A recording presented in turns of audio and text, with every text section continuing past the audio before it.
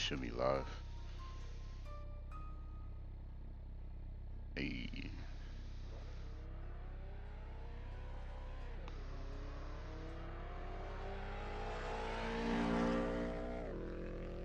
let's give it a, just give it a few.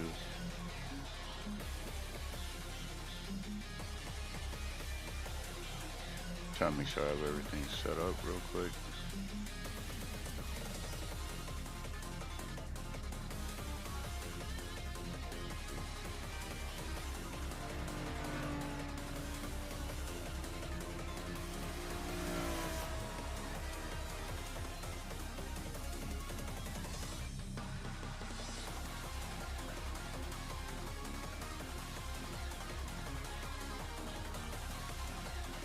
If you hear my bad for not responding, just give me a second.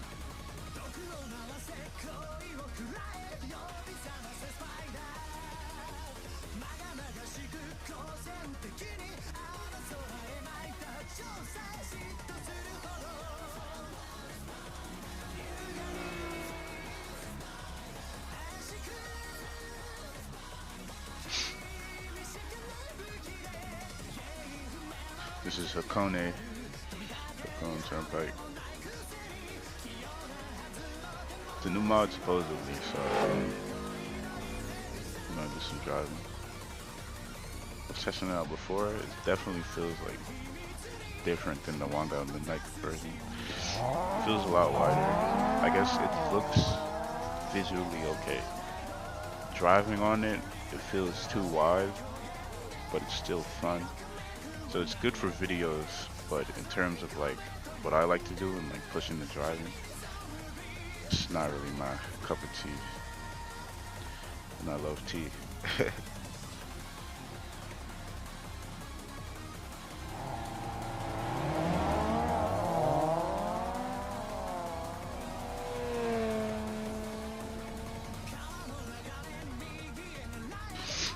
Alright.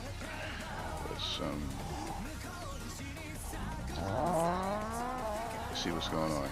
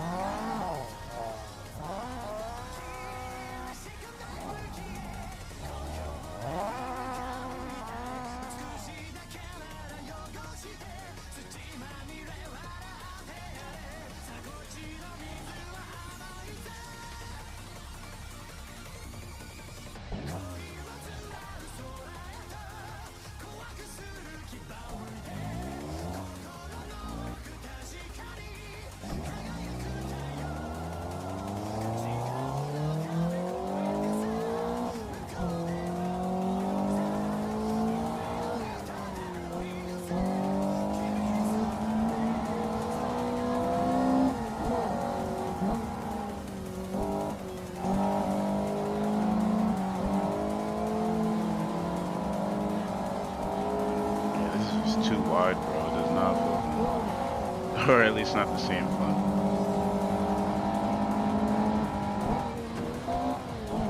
There's no room. Bro. And everyone's always on my bumper, bro.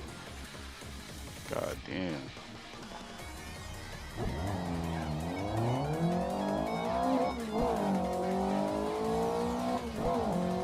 So yeah, this track is okay.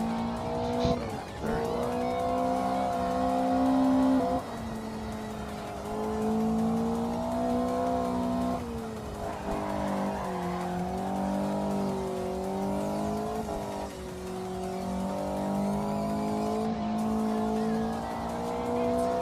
Like a lap here and then go somewhere else.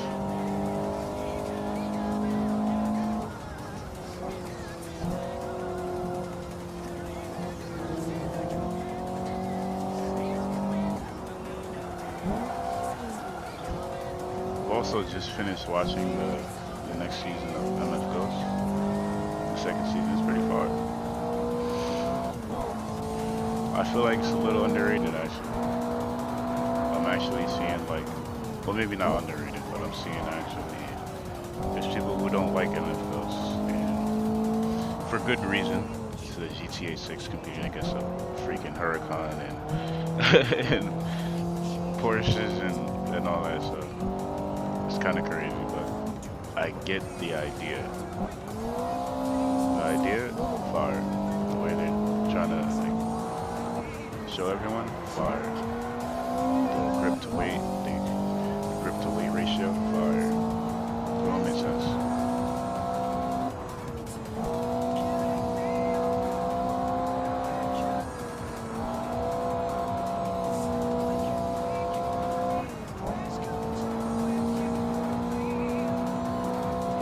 And I'm topping out too, bro.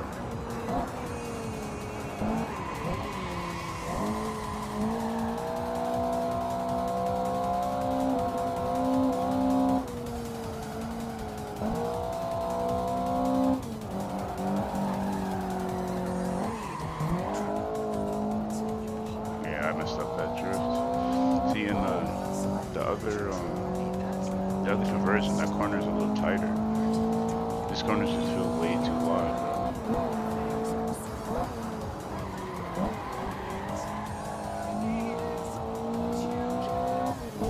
It just doesn't feel fun. Or I like seeing, I don't know, I really don't like this track, bro. I really don't.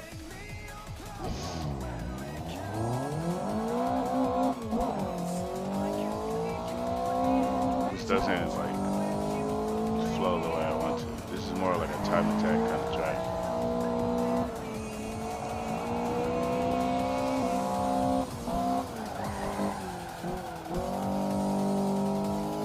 Like you can only get by fast, not drifting.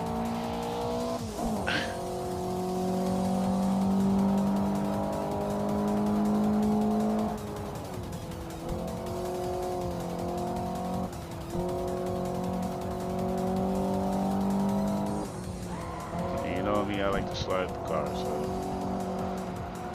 it's just kind of unfortunate.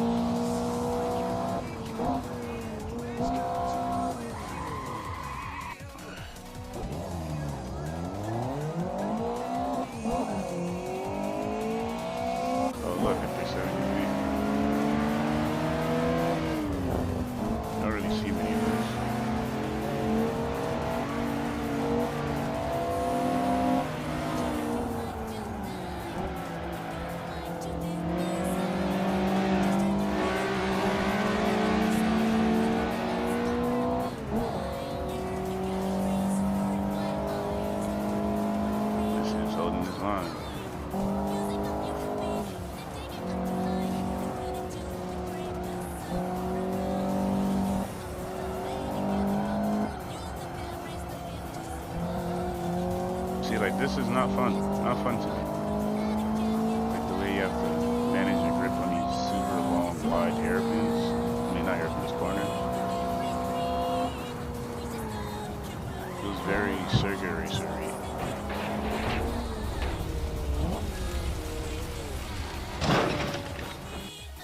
Yeah, I can't do this, bro. I'm sorry. I can't do this. We're just gonna have to go somewhere else.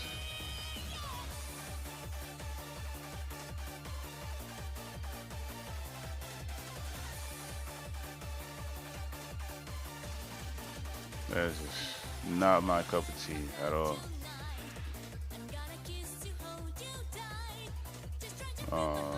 Where should we go?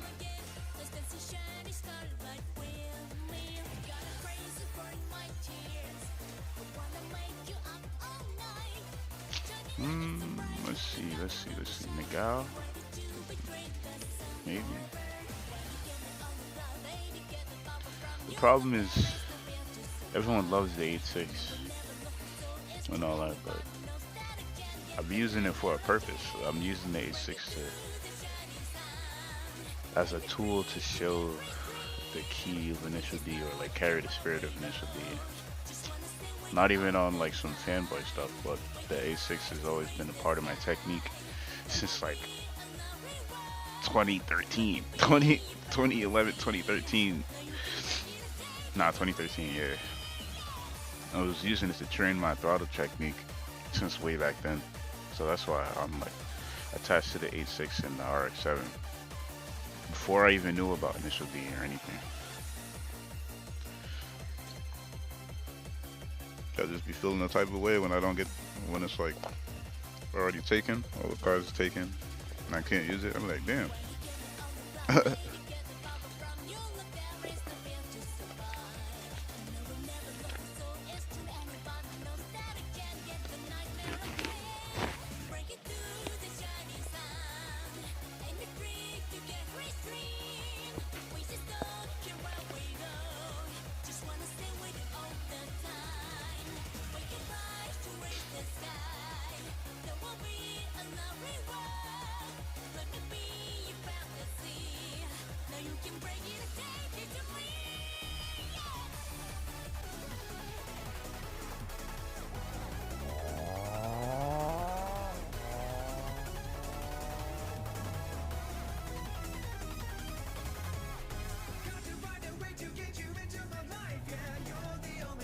Oh my god, it's so dark, bro.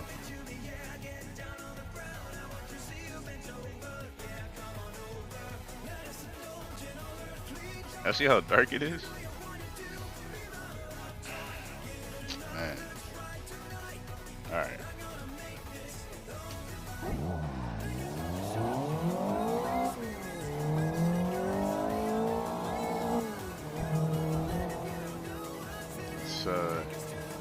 Let's try to make this work.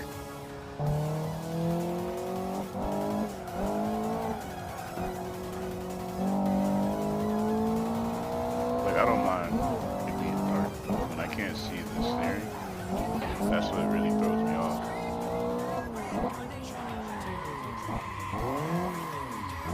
Yeah, oh my god, this is not a good night.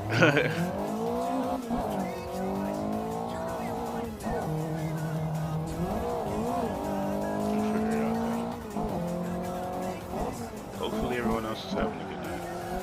You guys are chilling. What is it, like the 12th? Yeah, on the Thursday. Friday the 13th tomorrow.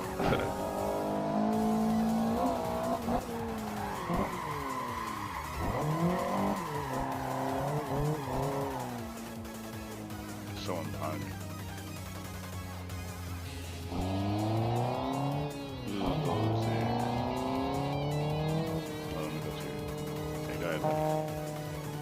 Okay, never mind.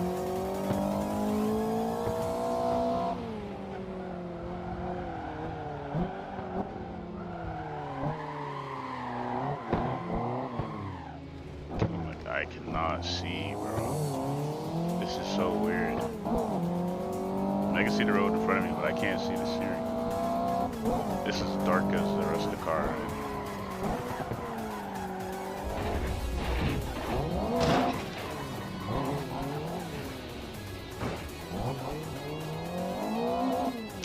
Alright, you know what? We're just gonna do some runs offline. Because I can't deal with this, bro. I go online, it's too dark. Everyone else has the 8.6. We're just gonna vibe, alright? We're just gonna chill somewhere.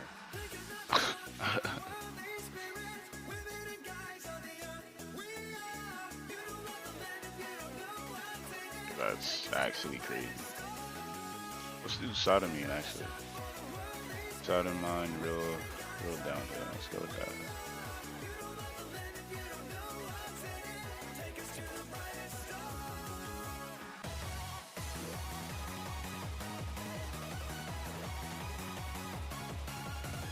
Nope, not playing Akina anymore. What's good, bro?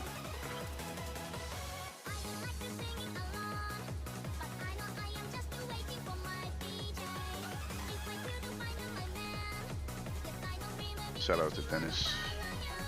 But now I'm doing some runs offline, bro. At least for now.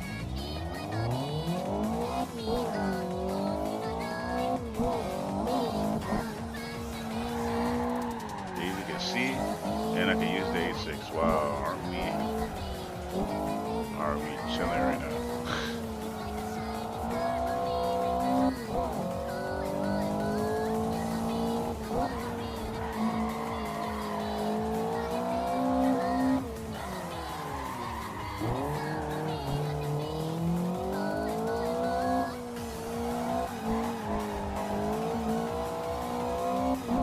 one of my favorite tracks, bro. One of my favorite courses.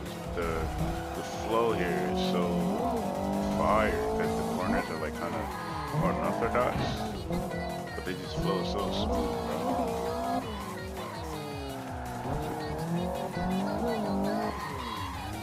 Almost sniped that wall.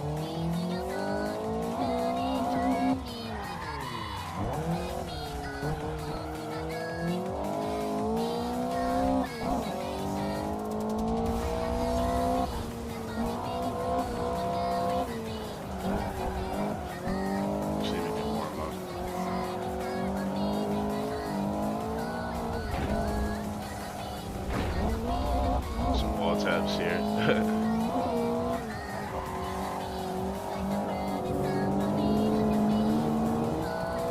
I usually should be able to push just faster. I just gotta warm up a bit, especially in the later half.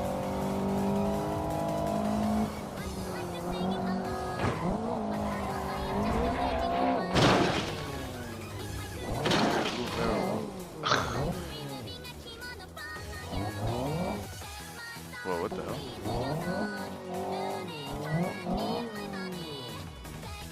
It just took me out of full screen.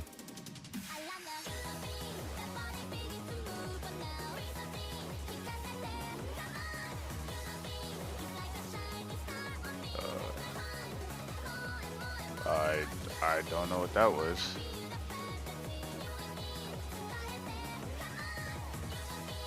So I don't mind real downhill, bro. I'm about to do a run so you guys can see the line, because this course is fire, bro. Definitely one of the most underrated courses on here.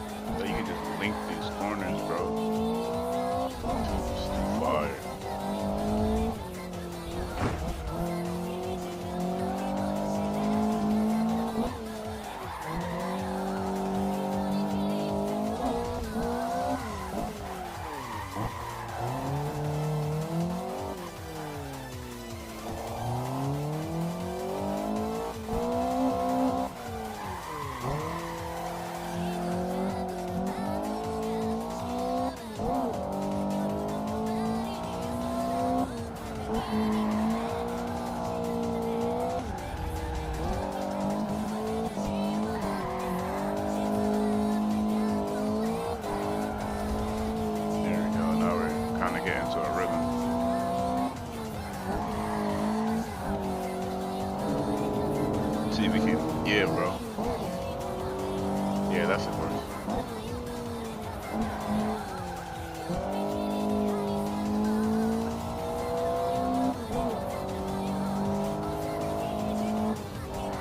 I have autumn filter on, or the autumn skin. So I looks a little different.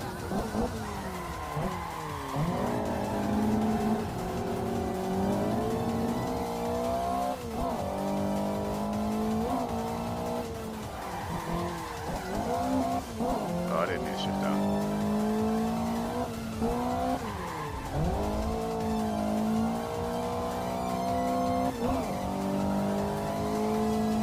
This is the course where I did the God Hand versus Takumi video.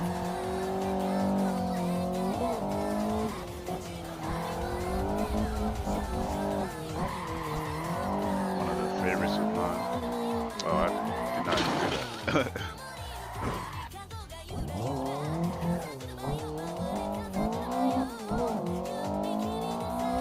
Yeah, I forgot where you can find the skin. But yeah, there's the autumn skin and there's a winter skin. Damn, I keep down his steering, bro.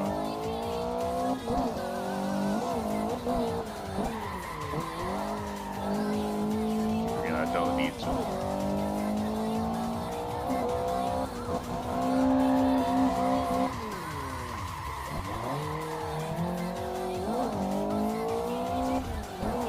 Like these corners are so unorthodox, but they feel so nice, bro.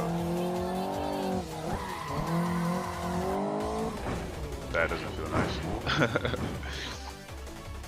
But you just, if you can link the corners, bro, shit is fire.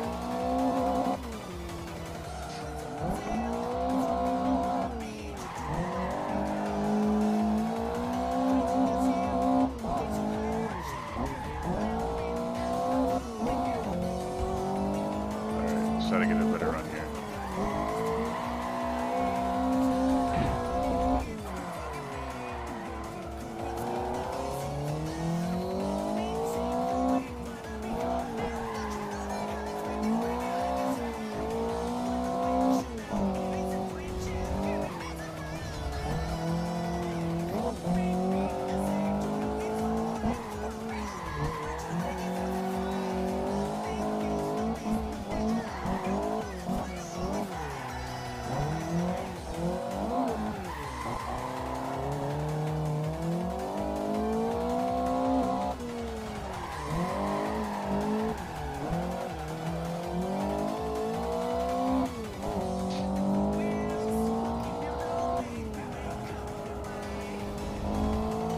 Correct oversteer.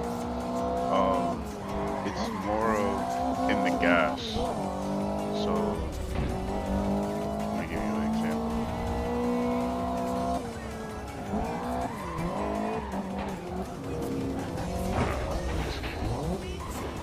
What's in the corner? I think I know what corner to tell you.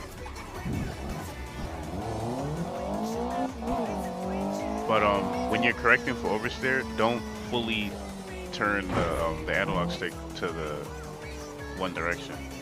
You wanna look on the inside, like you probably drive third person or something, or first person, and you won't really see how it's syncing up.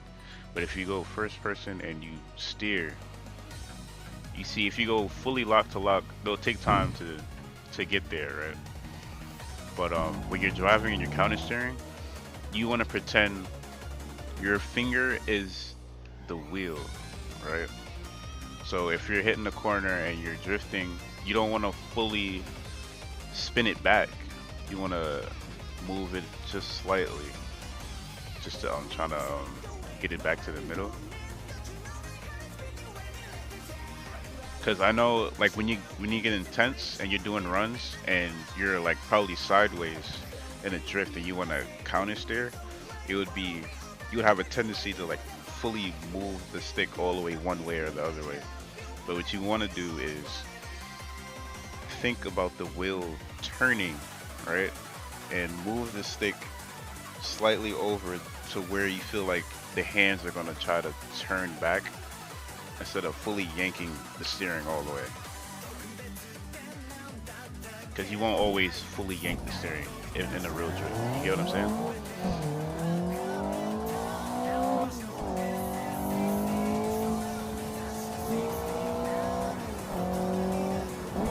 Like, the best example, right?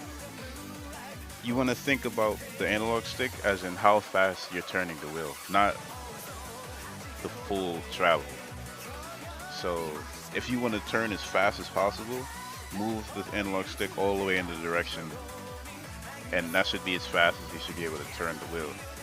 So if you're drifting and you're in the corner and you're thinking how much counter steer you only need a little bit, don't fully move the stick in that direction. You would move like the slight amount to get that counter steer you need. So you just got to get comfortable and figuring out how much to move the stick, because you know you don't want to fully like snap the steering one way. You just need a little counter steer, you need a little correction. So just move accordingly on the stick. And once you get comfortable with doing that, then you should be able to really lock in. Because I found and you really try to control the drift with the gas. It's teaching you, the way the controls are set up is teaching you to think about the wheel and how much counter steering you actually need, rather than just yanking the steering one way and then hoping it does it for you. And rather than, well, you get what I'm saying. You get what I'm saying. Yeah. See, like for here, so it should be letting you hold certain angles while drifting, because you don't have to fully yank the steering or the analog stick one direction. So you have room to play with in the corners.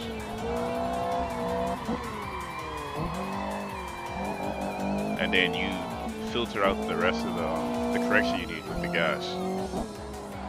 That way you have almost complete control of the car, even on the controller.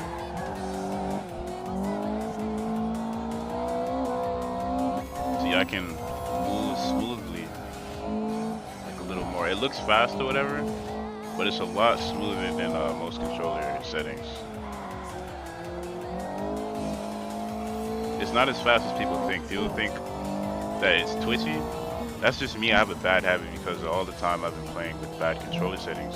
I keep like twitching like this, like trying to like make sure it's going where I need it. But technically I don't have to twitch it at all. Like if I move at a certain angle or slightly move the stick a certain way, it's gonna move smooth. It's gonna hold it. It's gonna be able to hold it. You can adjust the steering filter and the gamma, try to really dial it in. And I can find the link to the controls, like the guide, so you can really understand how to dial in your settings more. But for me, I'm mainly using the gas. Like for my counter steers and stuff, I want to use the gas. A lot of times I don't like to steer. Counter steering be messing me up actually, because I'm doing mainly throttle techniques and weight transfers. But it's, yeah, no problem, bro. So it's pretty much settings you got to grow into, because I've used, man, I put so much research into this, bro. Like these have to be the best settings possible. And then when you get used to the game and get used to how the game is calculating your inputs on the controller, then you can really control the car, bro. Like when I lock in and I'm doing these drifts and stuff for these videos, like it's because I can really feel the steering, bro. Like I can feel, it's hard to explain, but you have the settings, so you know what I'm talking about.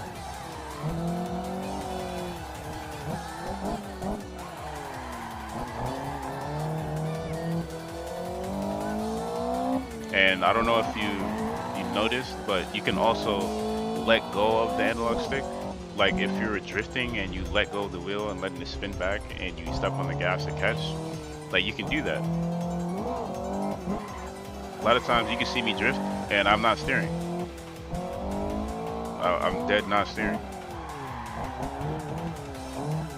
I'll swing it this way, not steering. Like it's possible.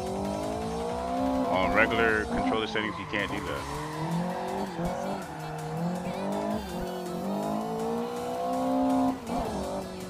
And when you move it all the way one way, that's the same way as yanking the steering back in a direction, right? So if you're not steering and you need to yank it to correct, you can just do that and it'll correct. You just don't hold it all the way that direction, because you'll yank the steering and then keep it turned and you'll like spin. But as you get more comfy, just like in a real car, like on a wheel, you'll know how long you need to let go of the wheel and where to catch it. So it's the same thing. It's just all in the controller now.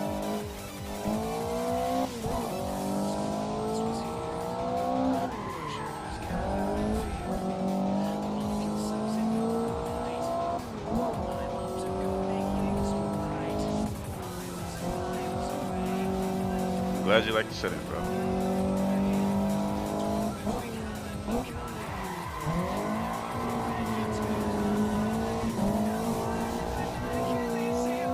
See, like you can't really do that on regular controller settings, bro. Like this is so fun.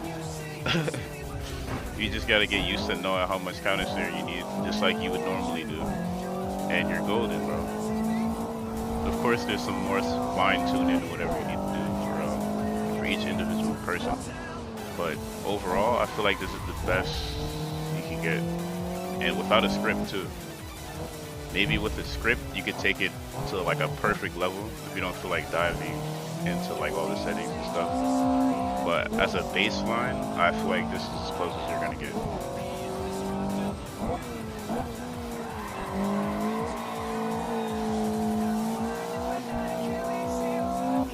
And then it's all down to mastering your throttle control to really like complete the steering.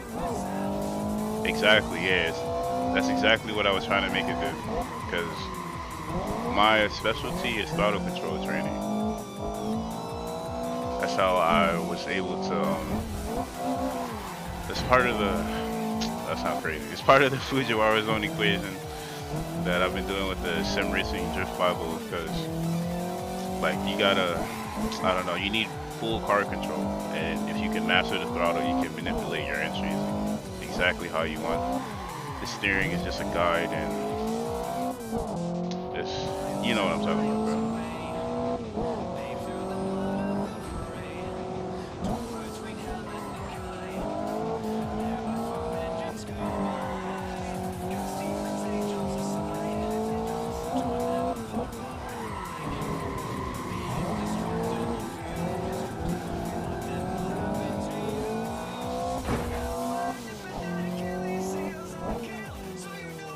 Exactly, the smoother you are on the gas, the better the drifts are.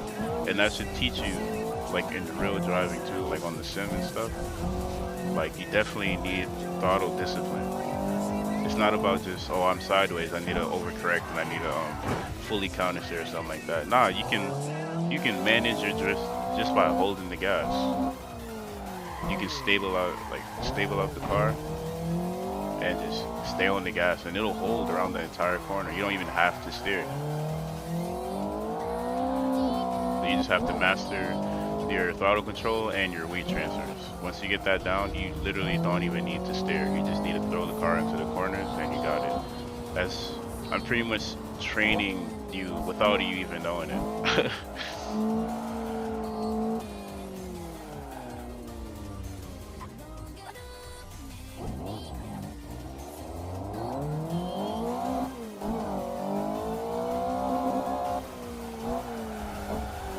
Definitely put a lot of time and thought into making those settings.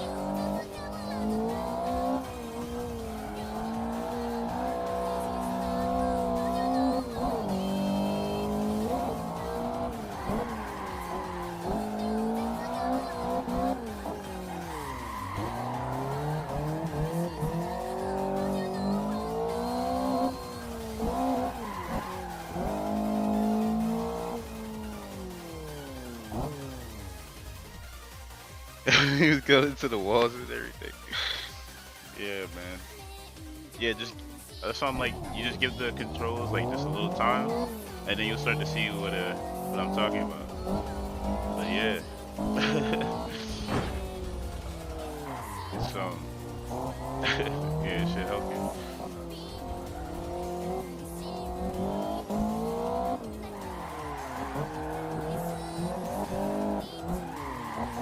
A lot of times when you get controller settings, it teaches you bad habits. What I'm doing with these settings is supposed to teach you good habits.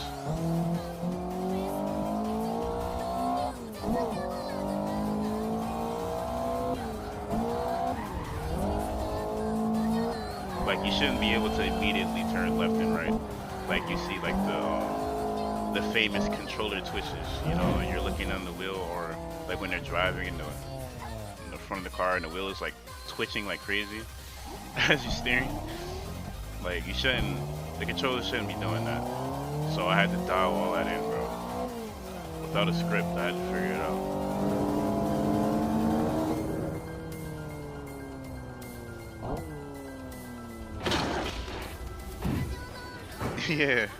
Yeah, bro. No assist. It's just gotta be smooth.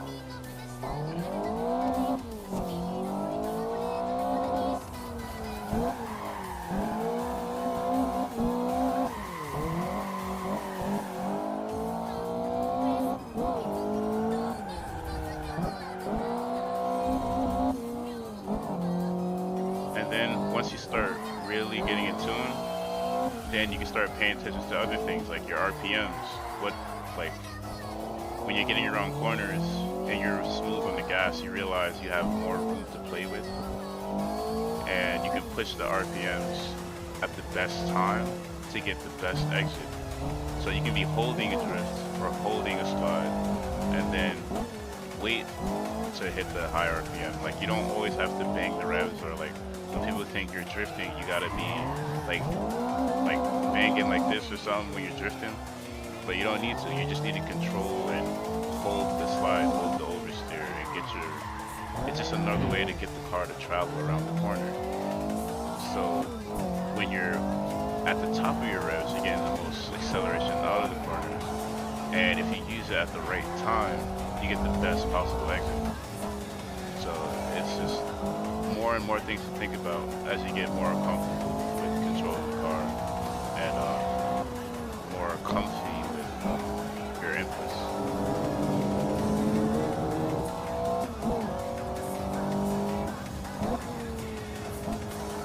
But yeah, man, I'm trying to give everybody like the ultimate combo, like the graphics, the pure configs, all that is coming out tomorrow to just have the game look exactly like mine.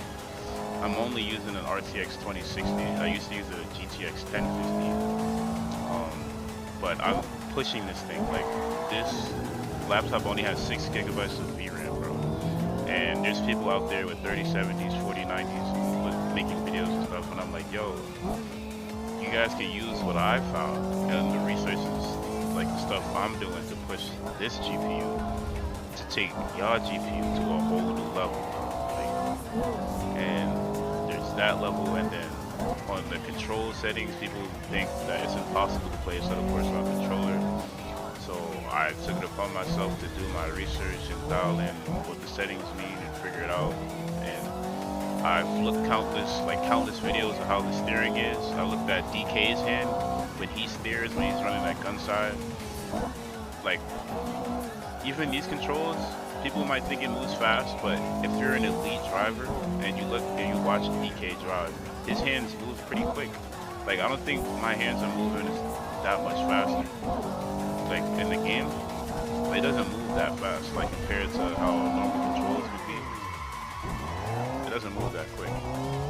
It's quick enough. Like, if you know what you're doing and you're smooth with it, it looks fine. It looks like you're on the wheel. And then on the theory side, trying to teach you guys about Toge dogfights and the Fujiwara zone equation, using what you know and applying those advanced techniques, those advanced driving techniques to make it look like Initial D.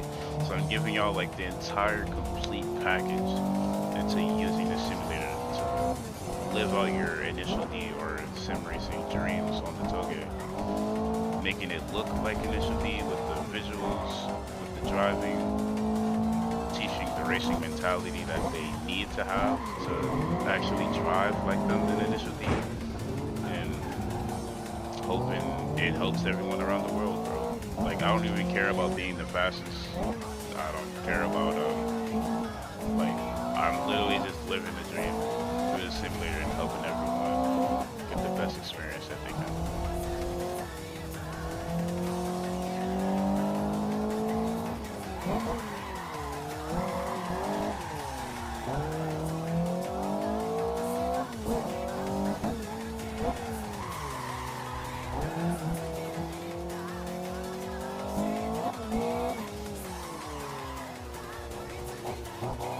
Thanks, my guy. And yeah, 1070, fire, bro. Like, you can still maximize the GPU and figure out how to get it to, you know, some good looking visuals. And I've also posted like graphic settings. I think it's on the Patreon or in the Discord too. But I literally dove into almost every setting in the game, bro. Like, it's hard to explain how much I'm trying to do for everybody, because it just seems like I'm another creator, like I'm just posting my settings or something like that. But I've literally dove into everything, bro. like if there's a problem in the game, oh, like, hold on. Like, for the longest time, this might have been an issue for some people too, right? To where it's nighttime, and you're like, yo, it's nighttime. Why can't I see it? Like this, right? You see how it's dark, and you adjust the Oh, well, hold on. You can kind of see. Hold up. Wait.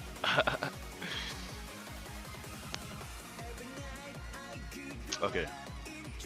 So it's dark time. And you're like, yo, where's the moon? Right? This used to be a problem for me, like, for the longest. And I'm like, yo, what's going on? Why can't I, like, there's lights and everything, but I want to see the moon. You're adjusting the sun angle, the lighting angle, and you're not seeing the moon. You adjust the time. Oh, there it is. But basically, you have to go in here and look at the altitude and where the positioning is of the moon, right? And you adjust the day, and then the altitude increases. Now it's higher in the sky. You can see it. It's more easy to get the moon in the environment. See? So you always have to make sure if you're trying to make a video or something, you go in it and look at where it's positioned, because it's actually calculated based on where the moon is in the sky. So you have to make sure your settings is correct on that if you want the moonlight. So like he literally told me that himself. Peter Bose, like I commented, and so that's one thing you gotta know. And then another thing is if it's too dark at night and you're wondering how do I fix that, you don't have to increase the brightness or the exposure or anything like that, right? You could also literally increase the brightness of the moon right here in the night tab in pure, and that way you don't have to mess with any other settings like that. And every time it's night, it'll be that bright, and when it's daytime, it doesn't change the brightness. You see? Now at night, it's the same brightness, and you can see. So it's different tweaks that you gotta know. That I literally dove into everything. I know what ambient inclusion, I know what ambient light is. It's the light bounces in the environment, bro. Like, or the ambient lighting based off bounce lighting. Like, oh, also another thing is you can increase the size of the moon. I forgot where that is. Sky. Okay, yeah. Sun and moon size. In my settings, I made it like super big because I thought it looked cool. But yeah, there's a lot of settings in here, and I'm dropping a tutorial tomorrow, literally 12 hours from now. You're gonna see on my YouTube channel there's a whole walkthrough and tutorial on how to apply my settings, and it's gonna be live on the Patreon for free for everyone to dive in and give them a try. And then on the graphic setting side, I'm completely optimized for pushing the RTX 2060, like, so pushing the best visuals. So there's graphic settings for taking pictures to where the render is saved every 30 seconds of render time. So you can push extra graphics way harder than, like, way more than your GPU is capable of. And it'll take forever to render the picture, right? But the good thing is you can put a low shutter speed, right? And speed up the process of taking the picture, because it's at a it's crazy. It sounds crazy because it's at a lower shutter speed. And so it's getting to the point where you want the picture to look faster, even though your PC is going to take too long to render out the entire photo. So you just wait like a minute or like 30 seconds and then save it. And then boom, you got a picture with graphics that's way better than what your GPU should be capable of, because you're using these settings. So there's that. That's on the Patreon and stuff too. I've literally been pushing this game as hard as I can on the driving, on the theory, on the graphics, on the settings. It's literally insane. That's why I made a Patreon. I wasn't considering it, but I'm like, Bro, I'm literally spending hours, not just driving, like trying to get lap times or anything. I'm literally trying to make the game the best experience for everybody.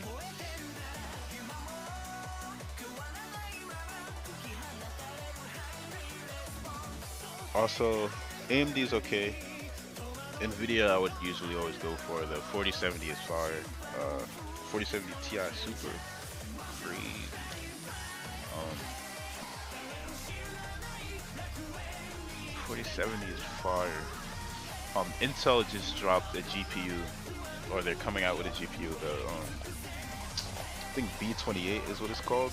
It's actually 250, but it's pretty much running just like a 4060.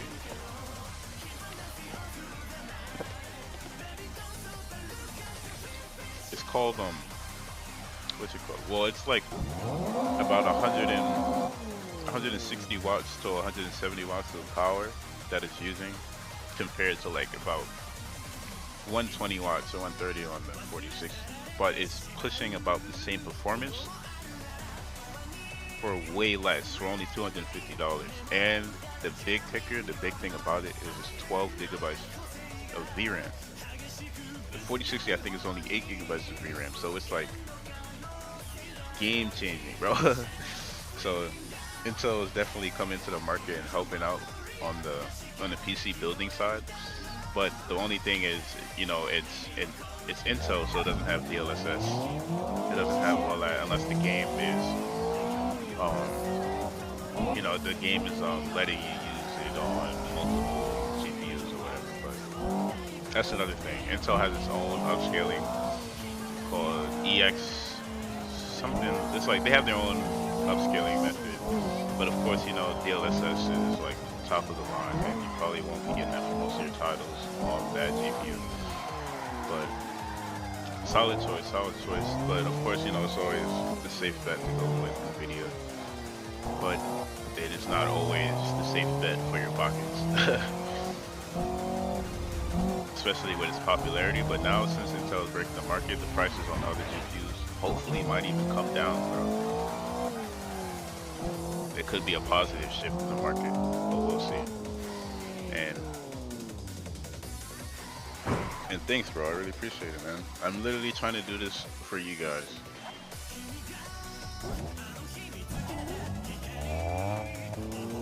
Like, I'm literally trying to use my expertise and all that. Like, I don't know, bro. I'm much more than just a sim racer. I'm literally an actual gamer. I follow gaming. I'm problem solving and trying to figure out how we can make this game better. I've always been interested in tech. And looking at Assetto Corsa Evo, it looks like a lot of what we've been doing with Assetto Corsa is... Hold on, let's just put a replay on because I'm just talking. A lot of what we're doing with the game right now, the modding and all that, it looks like the base version of Assetto Corsa Evo is going to be fire. And then they just announced that there's a Green Hill, like free roam map and all that, so you can just drive around. It's about 600, what did it say, 600 kilometers? 600 miles or something like that. I don't get the conversion, but but it should be fire. And I think the developer actually came out and said that they're supporting mods off rip, like they're working with the modding community or whatever. They definitely want mods supported in their game. And Assetto Corsa licenses their software to companies. Like, you can buy a Assetto Corsa license and be able to run simulations and run events and stuff, right? So they're completely open to people using their software and modding it and making the game better. So the potential for Assetto Corsa Evo is crazy, especially, I think it's coming out 2025, right? 2025, something like that, 2026. But gaming in 2025 is going to be insane, bro. Literally insane. So there's good hope for Assetto Corsa Evo. Maybe not the base game, as you know, most people could probably expect. Like, it probably won't have all the mods and all the like Tokyo tracks and all that stuff in the base game. but we should easily be able to mod it and make it the game we want it to be. That's what makes Assetto Corsa Evo so special. It doesn't have to be the perfect game. It just needs to be the game that allows you to have the tools to make it the game you want it to be. That's what always made Assetto Corsa special. Not because of what it is, but what it can be.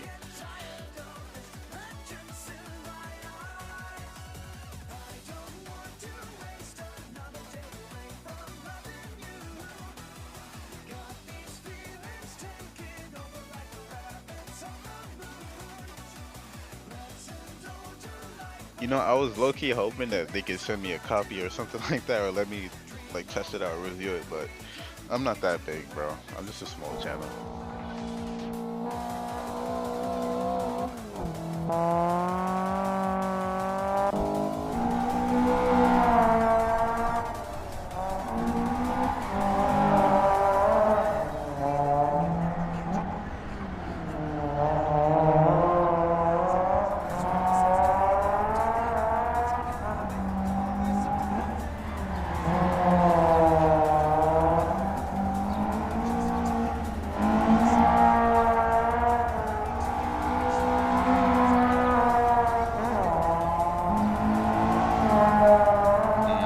Yeah, it might be a little hard to run on a 1070. I'm guessing there's also going to be ray tracing support. But nah, then again, Assetto Corsa is also scalable. But you can run this on the GTX 1050 all the way up to a 4090. So I'm guessing that the minimum specs should even be like a GTX. The minimum specs might actually be like a 1070 Ti or something like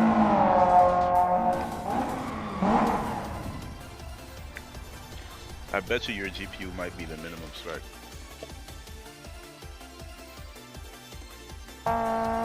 Or you can at least run it. Pretty sure you can run it. It just won't look close to how it can look, obviously, because it's not an RTX enabled graphics card. But it should be. I'm hoping that they can just run it.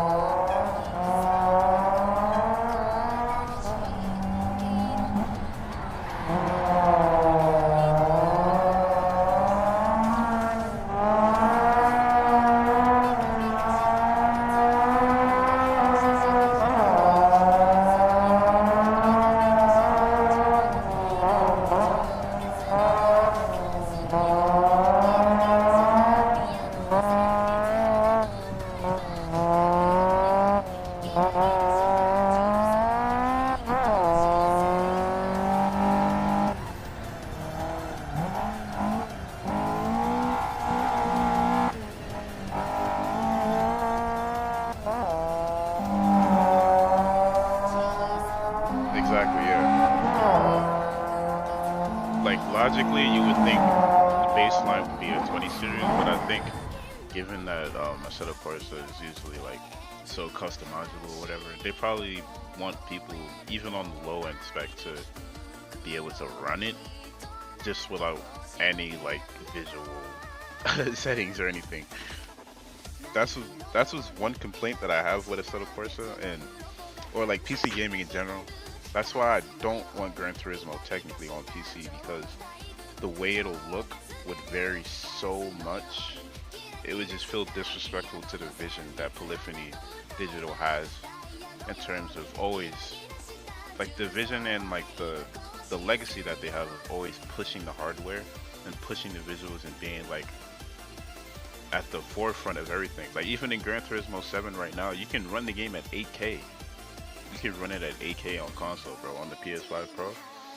So I'm just thinking about all that, taking all that into consideration, and thinking about it on PC, it just wouldn't sit right, bro. I don't think that's why they're not.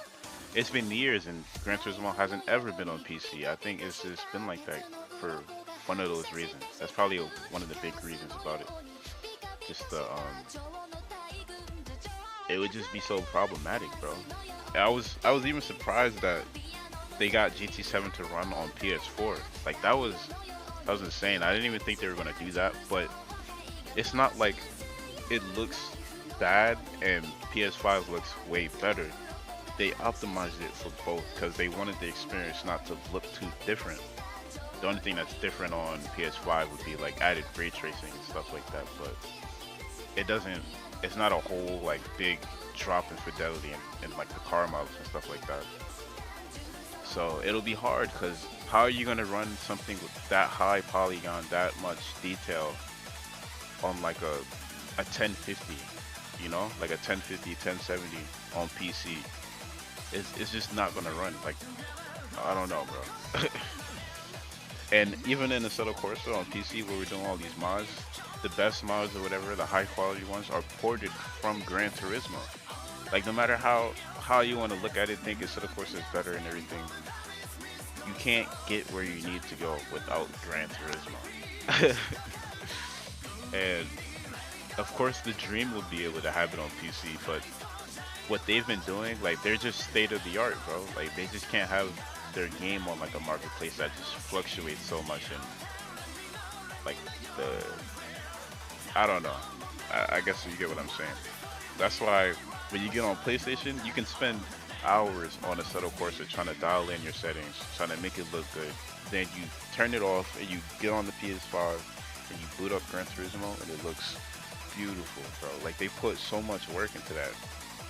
For that to just be ruined, or for people to be taking credit for how the game looks because it drops on PC and people are trying to push graphics and make it better, I don't think they want that at all, bro. Like they have a lot of pride in what they've been doing since PlayStation 1. Since the inception of the PlayStation, bro. They've been pushing everything by themselves. Like their team is top of the line, state of the art, and just handing it off to the community, I don't think that's exactly what they want to do. Not disrespecting the community, it's just that they have a lot of pride in their work, I think. I don't know. So I respect their decision of not having Gran Turismo on PC yet. Like I have no complaints. They don't want people modding the game, clearly. Gran Turismo, it might be considered simcade to a lot of people, but it's a good simulation, bro. And it's actually a highly respected simulation. They've had the GT Academy where they've trained people who are good at Gran Turismo to become real race car drivers for Nissan.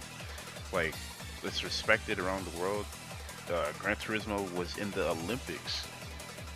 Like, it's a certain standard that it has. So, for it to be on such a freelance marketplace, you know, like such a free like space on PC where it can just turn into whatever, like I don't think that's what they want, bro.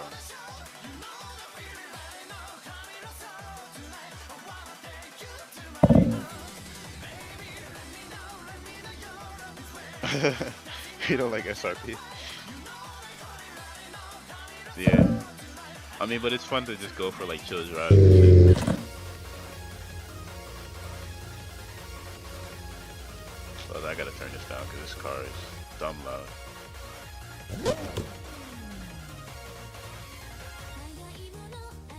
Yeah, I saved y'all. That was gonna be so loud. Hold on. Oh my god. Damn.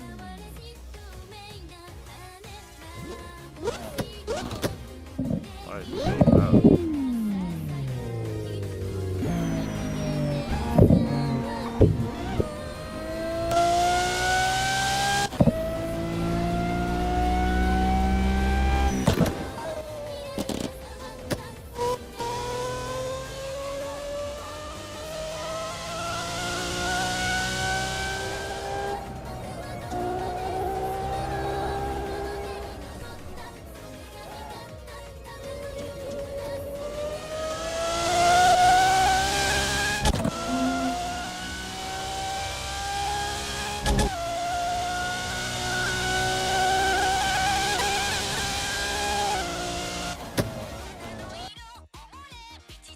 Let's play with the graphics a little bit.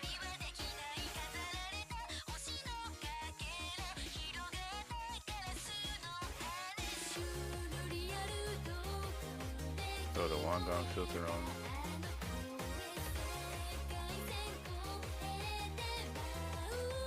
You guys are seeing this now, but don't worry, tomorrow at 10, 10 a.m. Eastern time, I'm watching the tutorial and you get to see me do this and you can understand what the hell I'm doing. But yeah, I'm definitely going to be dropping this video tomorrow so you guys can see how to make your game look better. This is the one-gun filter. I'm running the game without, like, this is just, what you call it. I didn't even turn the graphics up yet. This is the filter on.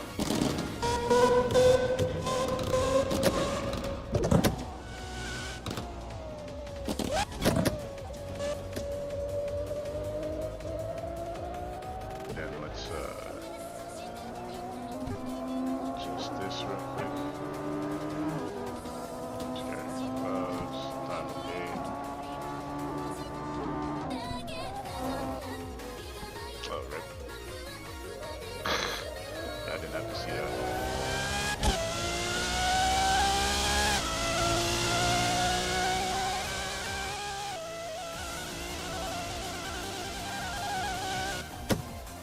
Like even my my RTX 2060 can't handle the nice graphics on this shit, so you guys might be wondering how in the world can I do graphics like this, right? And post the videos and have them looking good if it's skipping right now without even putting the graphics settings on, right? So you see this here, slow motion, that's the key to everything, bro. The key to everything. I record in slow motion to double the frame rate. Just like there's so much that goes into this, bro. Like I'm gonna just break it down. Like if you look here, you can get a readout on the FPS, and you see it's at 50. It's at 55 right now. That's good because I don't have like the graphic settings on. But let's just say it was at 30. So it's at 30, and you know, we're doing the video and everything. But I'm like, damn, that's not smooth. It's not 60. What do I do, right? What you do is you would record your splines. You know, you record your splines, do what you need to do in Cam Tool, and then when you have the thing and you record, matter of fact, let's just do a quick demo.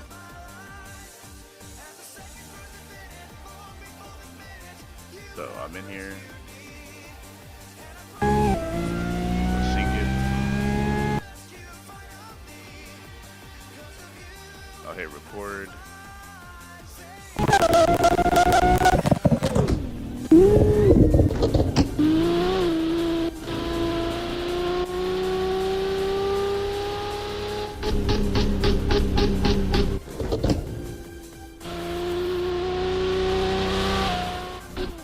Alright, boom.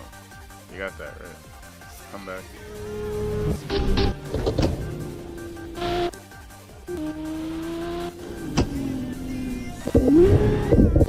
Alright, you see it's at 20? It's around 30, right? But it's not smooth. What you would need to do is do 2 times slow motion so that technically it doubles the amount of time to render those 30 frames, which technically means at full speed it's 60, if that makes sense. Like it might be a little confusing, but if you record it at 2 times slow motion, you can double your frame rate in post by speeding it back up, playing it back at normal speed. So 30 turns into 60 FPS. 10 FPS turns into 20 FPS, you know, as long as you're getting it. If in game you can optimize it to get close to around 30 FPS, you can record in 2 times slow motion to get it close to 60 to make your visuals still look smooth, even though your game can't run it at 60. And so, and like as hard as you push it, and sometimes you can push the game so hard it drops down to like 15 FPS.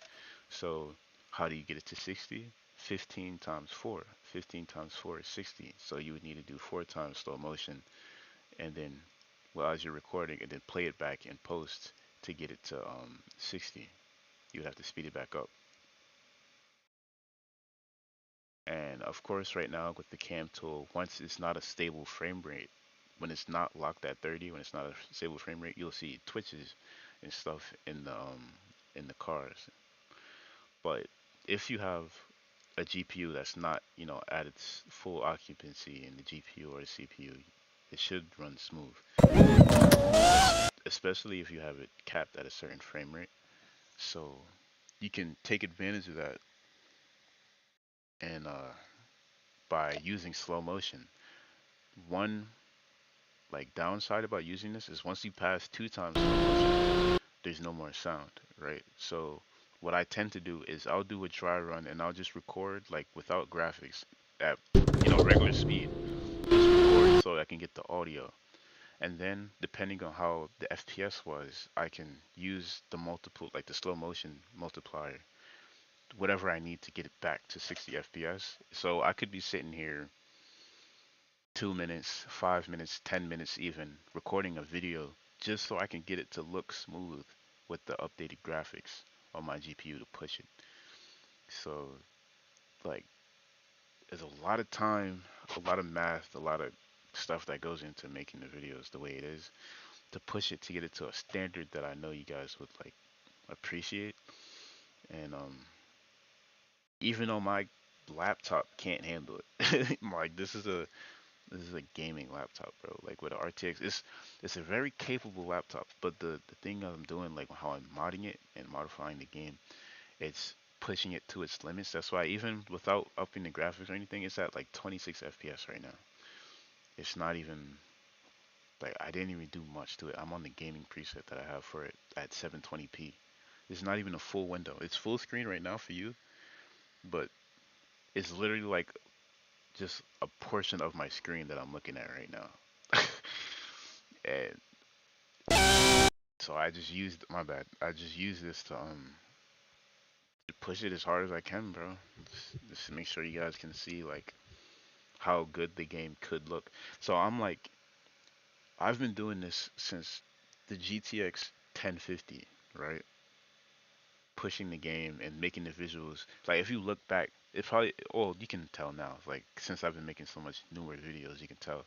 But back then, it was hard to even tell that I was running it on. It wasn't even an RTX card. I just knew about the color grading and the lighting and tweaking Pure and all that. I mean, not even Pure, just tweaking Soul and the filters. I make filters, bro. Like if you look here, I have filters. They've been posted on my Patreon for like the longest time now. Like the realism filter, the render, the cinematic filter, ultra, all the stuff that I've been posting because I dove deep into this game, into tweaking everything, bro. And it's all been on there. Uh, but the good thing is tomorrow I'm dropping the video on the Wangan and the Wangan 1, Wangan 2, and the life filters that I made. So you guys can try them out and see how it looks for you. Cause for a lot of people, like I don't know, I feel like I'm under spec. Like a RTX 2060, I feel like I'm mid tier, and everyone else, or at least like the top creators, like they have 4090s and like 3070s and stuff like that. So I'm like, I don't have that, but how can I make the game look like that? So that's where I figured out, like dove into every setting of the game, optimizing the game for I can to aim for 30 FPS or at least close to 30 FPS so I can use the slow motion to get it back to 60 in post, regardless of how many regardless of how much time it takes to render out the photo or to render the video. It didn't matter because I knew I was making the game look as best as it possibly could. So some videos you might see look 5 minutes long or 2 minutes long, but in actual render time, it probably took like an hour worth of time of rendering, like just trying to make it smooth for you. And even then, like my PC or whatever isn't it's not that powerful enough to render it at a locked frame rate wherever I'm running it at the max graphics. So you'll see it stutter like this. You see it stuttering because it's just not able to handle it. So I just try to do as best as I can to make that less visible. Do certain angles. If it stutters too much, I'll cut it out the shot and shoot a different angle. And it's like a lot that goes into it, bro.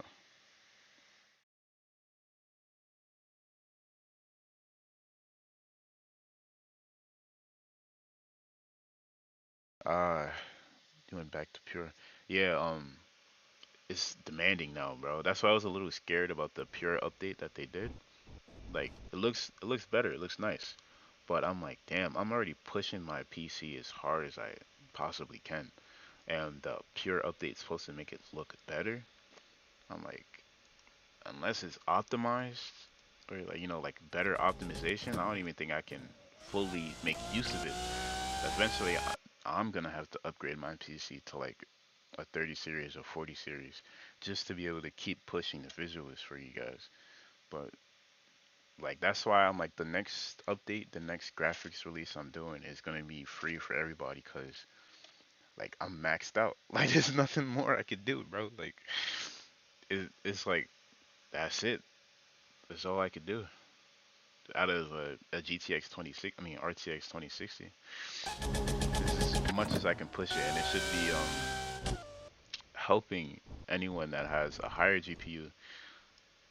And I just hope it helps everyone and their journey in making the game look good.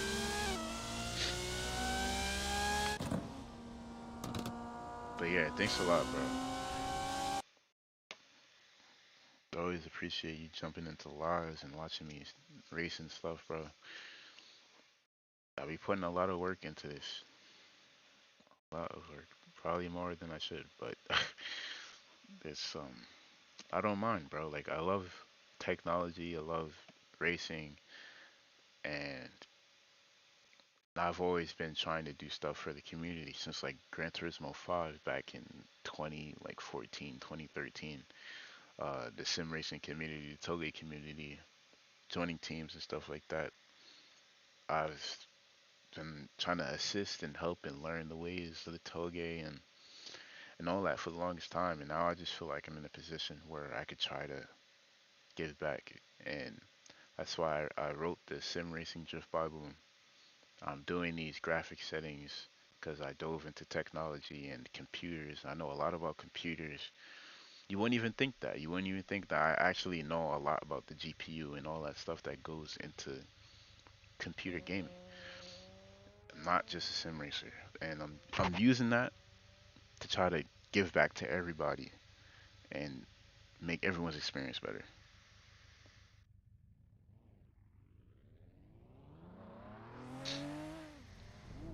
Yo, that's fire. You're gonna get a new PC and a Moza R9 or R12. That's lit, bro. Hope you can get that soon, man. And that's the dream, man. I'm seeing like Assetto Corsa was a thing that you can use to get it to how you want it to be, right? This game can turn into whatever you want it to be. And I noticed that since I first heard about it, and because I know about PC gaming, and once I heard that this game you could like customize it and mod it like crazy, I'm like, all right, bet I'm diving into this. And there's Toge, like you can get the actual mountain roads and all that from Initial D in Japan and all that. You can actually drive on them. Bet I went all in, bro. All in. I've been doing what I can on Gran Turismo to give you a realistic experience, JDM or Toge experience on there. But so it was just cool to dive in on here.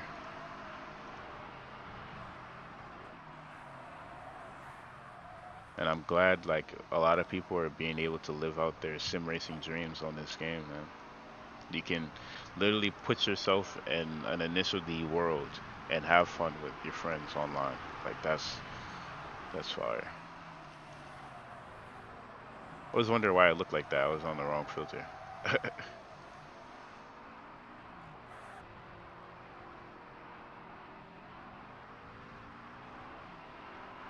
let's put this to go back to normal. Okay.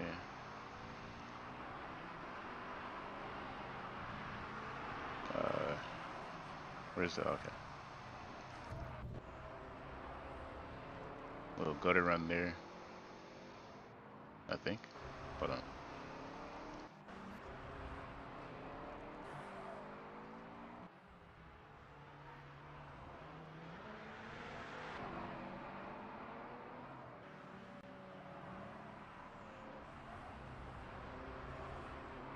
let's go.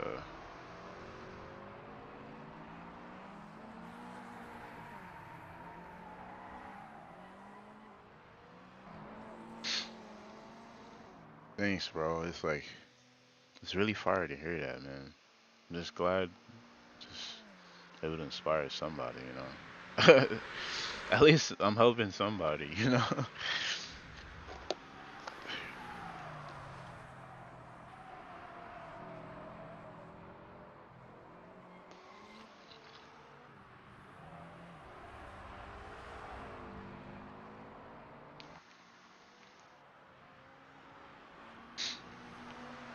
Oh, that's fire, bro. I didn't. That's cool. Well, happy to get you into Toge, bro. It's a whole different racing world, and it's an awesome world. Damn, that was a nice trip. But it's an awesome world to get into, bro. It's definitely. And then, what I noticed is that a lot of people are very circuit racer minded, and that's fine. Like that's completely fine. But since I've been around Toge for like so long, like that mentality is like just built into me. And like when I see that there's a lot of other racers that don't get it, it's not even their fault. It's just they haven't been around it, you know? And so when like you're doing runs and toge runs and people are diving in on your inside and like not giving you space when you're running and all those other things, they're being so aggressive like they're on the circuit.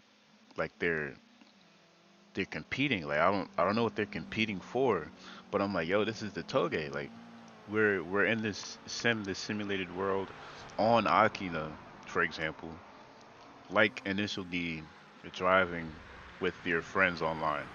Like this should be a very fun, like surreal experience. But for some reason, there's like a toxicity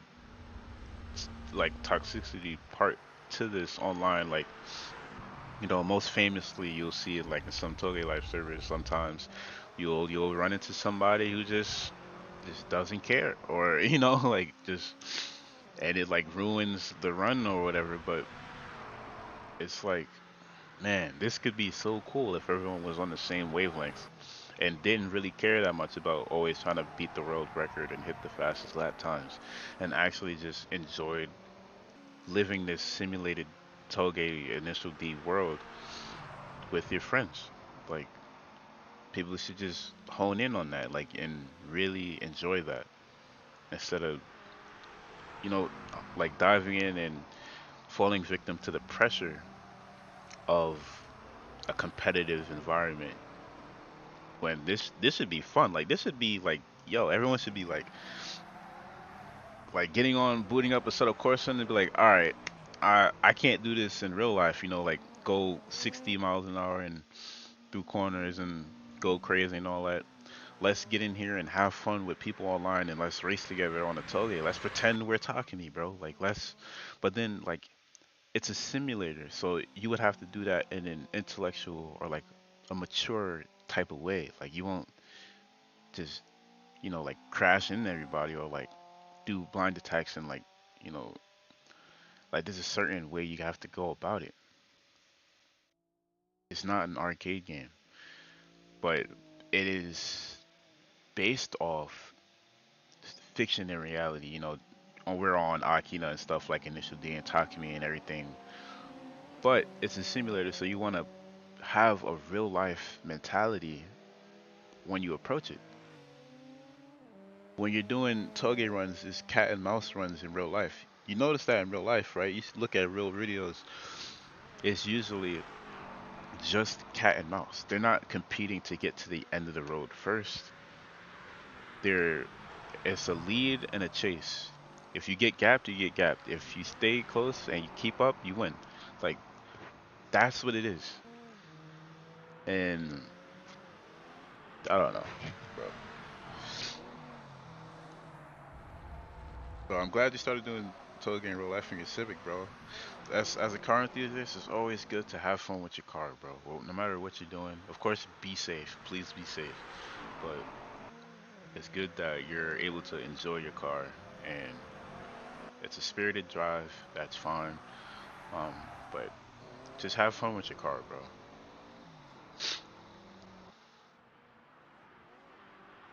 And yeah, that's literally all it's about, bro. It's personal growth, um, enjoying your car, whether it's real life or sim, bro. You don't have to be the fastest.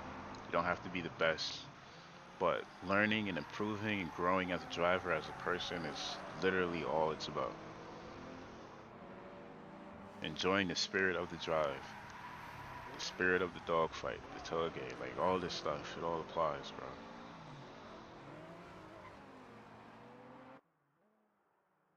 You don't have to be that guy, you know. You don't have to like you don't.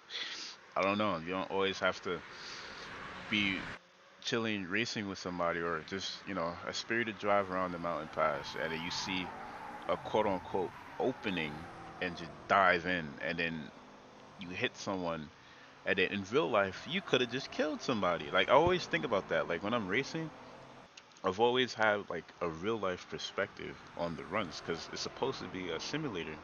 We're all sitting here pretending we're actually on these Japanese roads driving and doing these tailgate runs, right?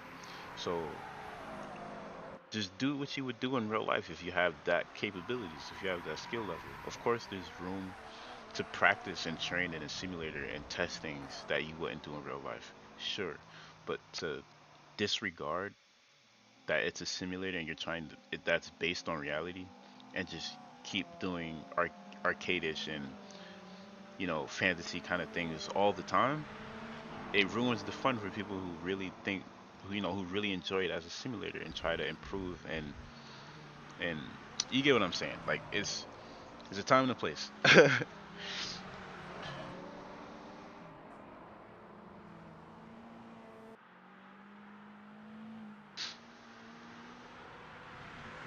Okay, yeah, cool, cool, cool. Yeah, just be safe, bro.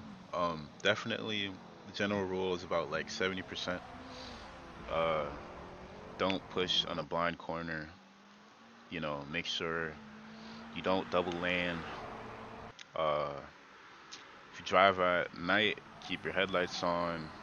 Look ahead of the road for headlights because you gotta pay attention to make sure you see cars approaching. If anything, the ideal way is to have someone who can signal and let you know, you know, if there's traffic, if there's oncoming traffic. Maybe have a co-driver, have a person with you, make sure he's keeping you in check, so you're not pushing the passenger limits, you're not doing something that would get you hurt. But definitely enjoy your car, bro. I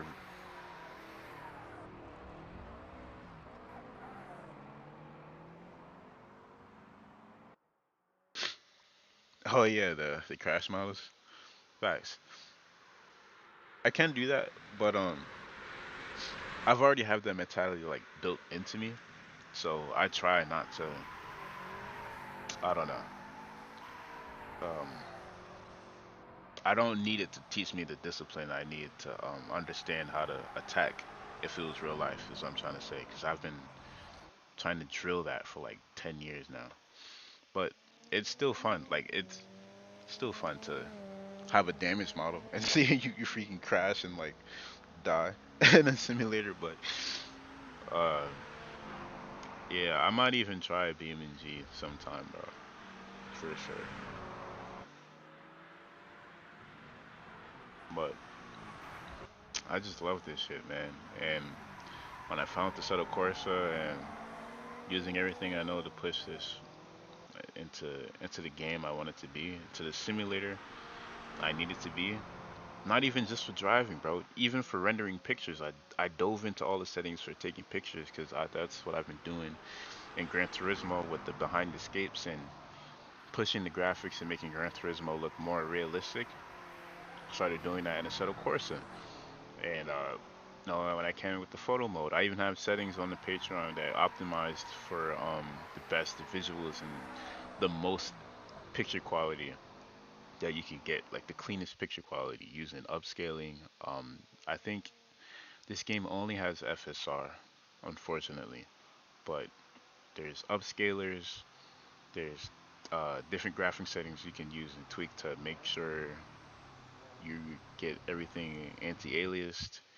Um, it's a lot, bro. It's literally a lot. But I did all the heavy lifting for you guys, so there's no extra worry on that. You just need to just grab the settings and you're good to go.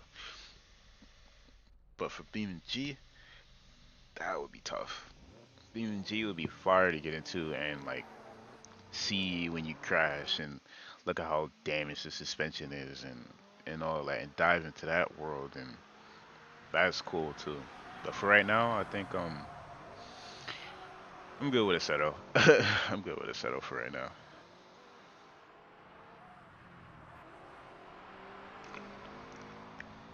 I'm chilling, bro.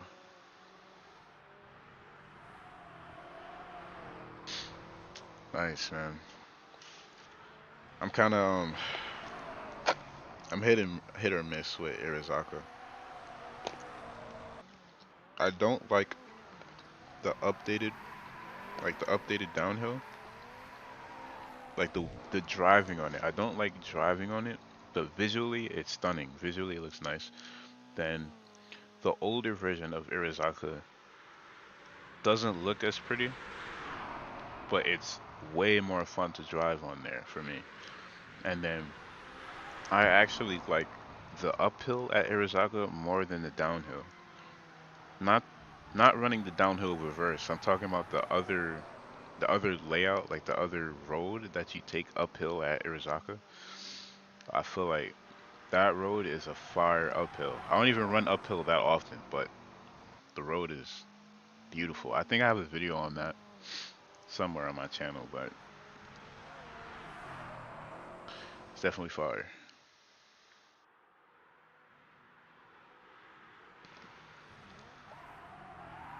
And I have a video doing the Arizaka jump. A couple of videos of those.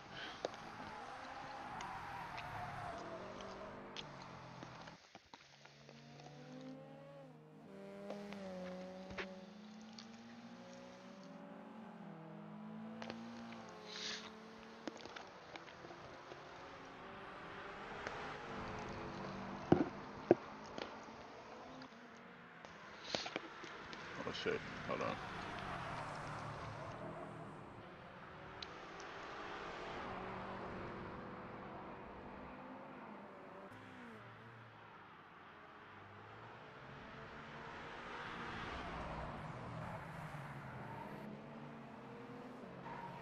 Yeah, the tight corners is yeah, the tight corners is kind of annoying, bro.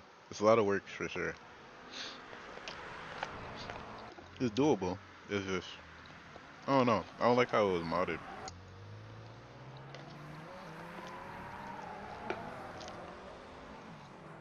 I'm sure it's very fun for short wheelbase cars and for maximizing grip down the air bends. That mod is fire, but I prefer the older one. Just flows better for me. This is, I guess, it's a personal thing.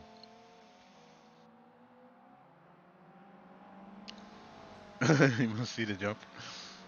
Hold on, I think I can pull it up. Pull the stream.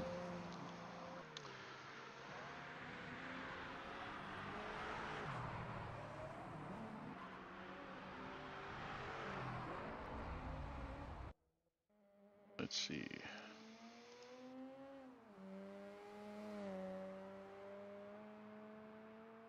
Arizaka.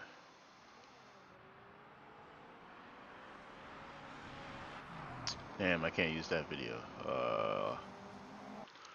Alright, let's do this video.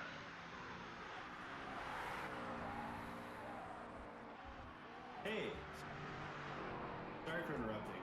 Isn't that annoying? What if I told you there was...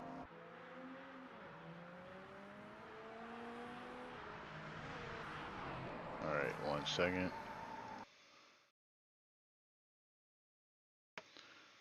Let's see if this works. I'm gonna try to um put it up here for you guys.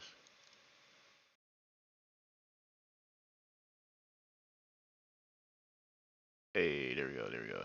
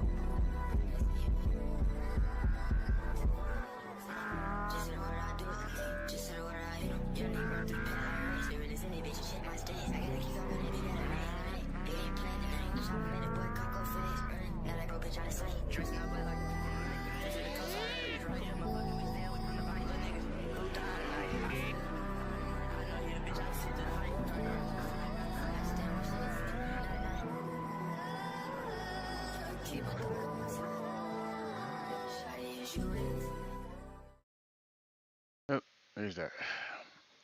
I died, by the way, in the end. Uh, I crashed into that Porsche, if you was wondering.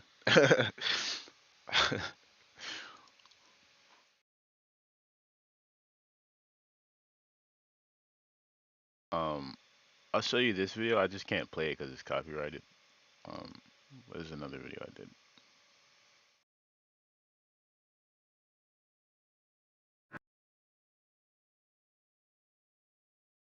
I mean, I can't use the sound, but here. Thanks, bro.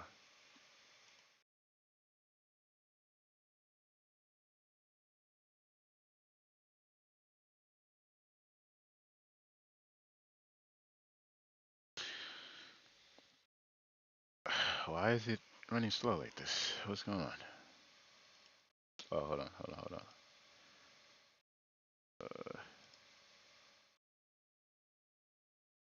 Oh no.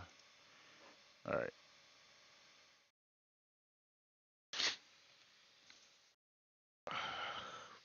Yep, doing the jump. Like, oh wait, it's the same thing. I'm bugging. It's the same video.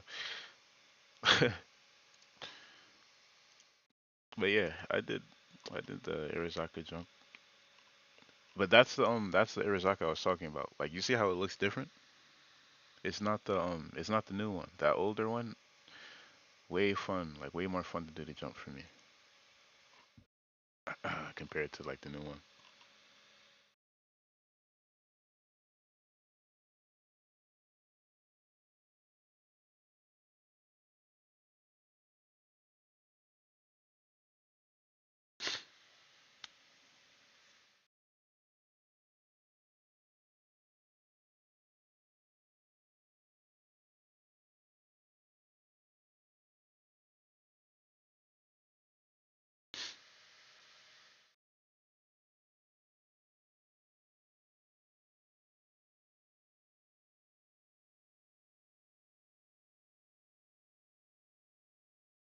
I'm loading up a gun side video. I'm not exactly sure what I was doing in here, but uh, should be okay.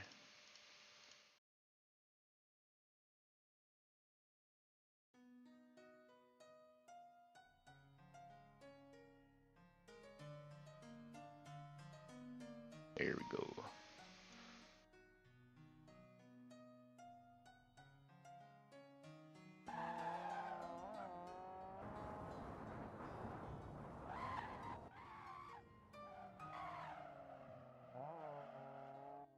Sorry, a little later. There we go.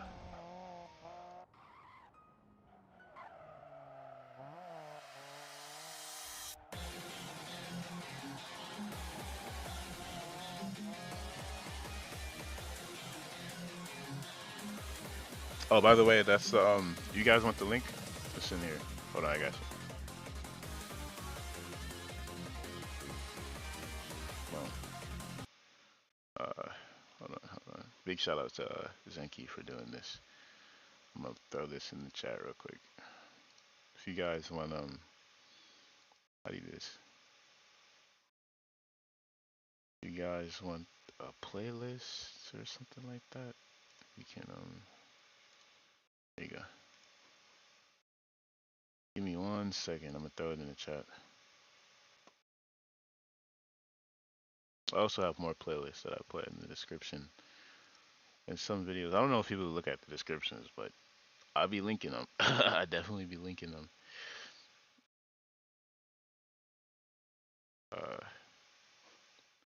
Wait, I can't put it in the chat. Hold on, I gotta do it a different way.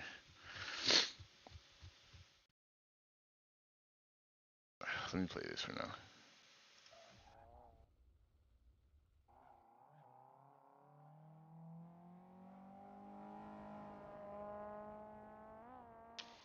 Bro, it's always when I'm trying to do something quick, bro. Oh, okay.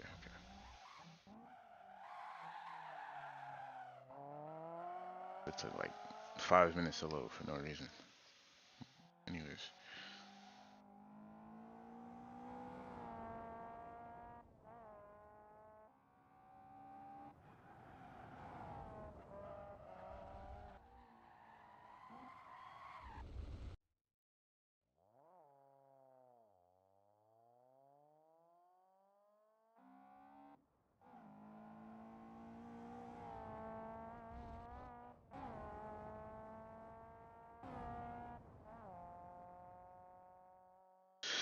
No problem, bro. I know how hard it is to like find non-copyrighted stuff. I have other playlists. It's just this is the one that's playing right now. So, there you go.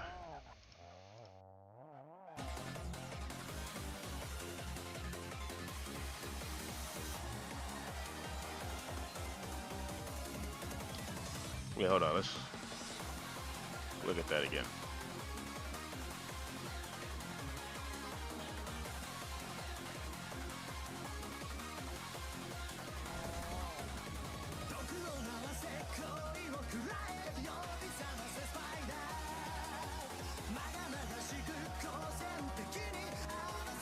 Let's see.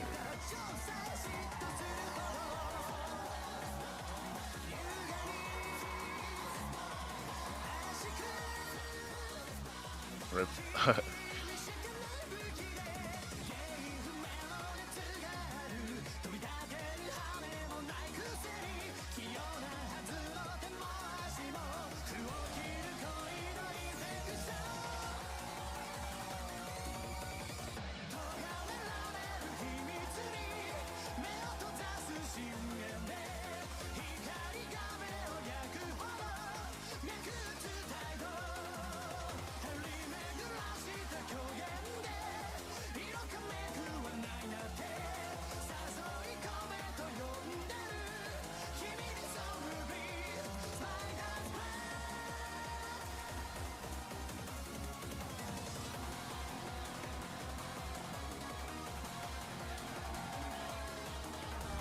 Damn.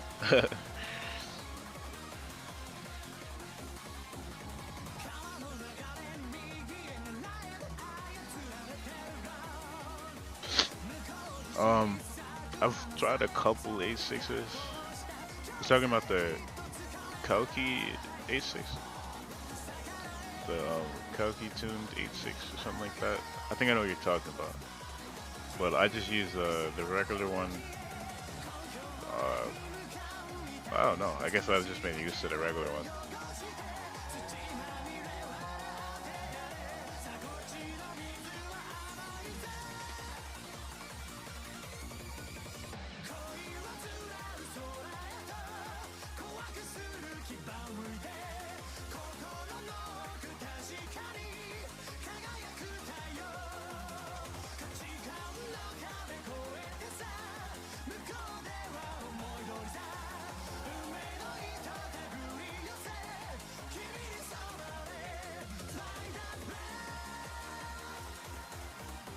Yeah, I've tried it. Feels nice. Feels good. I just use the base one. I don't know. And the Dingo 8.6 is fire. Yeah. Dingo 886 is also fire. I used to use that for a while too. And then I just started sticking with like the regular one. I don't even tune the cars anyways, so I just be chilling, bro.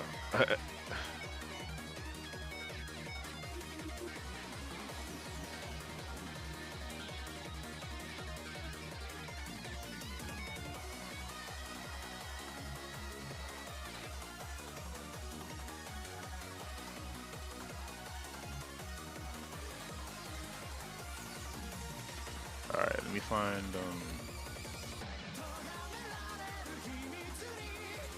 alright, there's this video, right?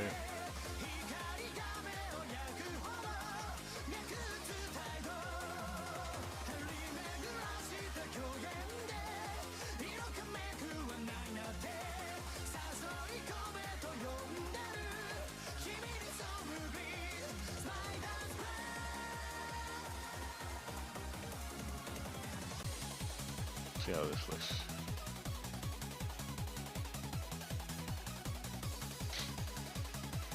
Cookie Coupe. It might be actually. It might be faster. Might be a little faster. Maybe the Koki version is only like about 200 flat horsepower or like 180 or something like that.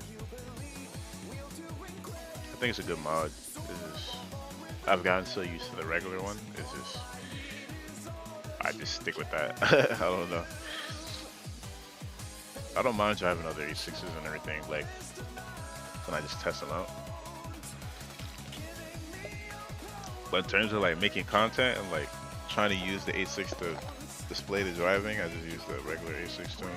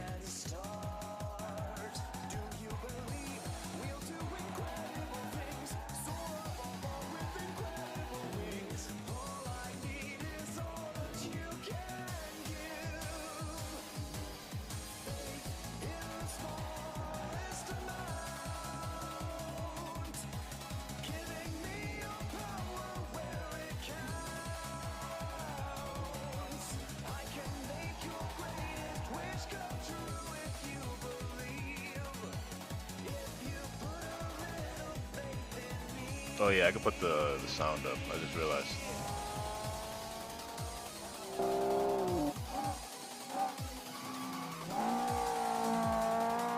Let's make it daytime. Oh no, I can keep it like this.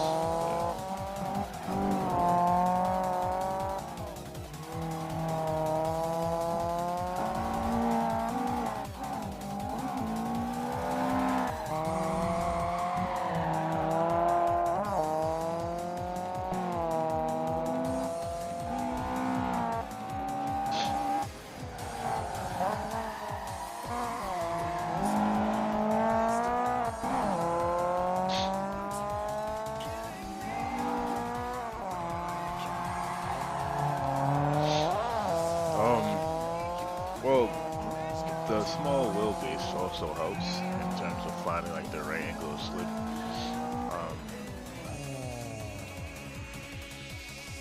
It's also with, I don't know, man. It's just a lot easier to find the slip angle in the 8.6. It's hard for me to really explain that one. Maybe I'm just too tired really right now. But I know what you're saying, bro. Like in terms, especially like the FD.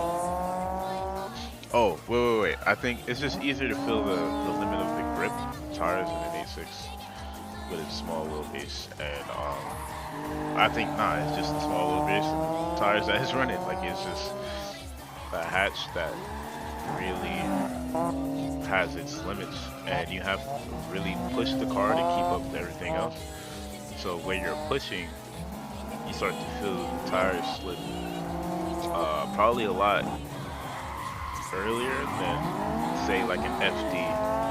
If it was FD was pushing the same speed around the corner, it would be more stable and not be losing you. Not, you won't be at the limit of the grip as much compared to an 8.6. It's already stable enough and enough grip to hit the same cornering speeds. That's why in an 8.6 you're usually always pushing harder than faster cars. So you really gotta be at the edge to get the most speed in the corners that you need.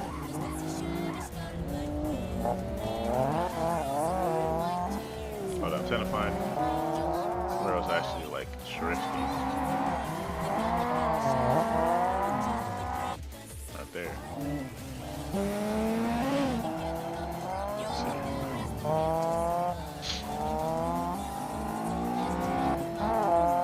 I really don't remember this replay.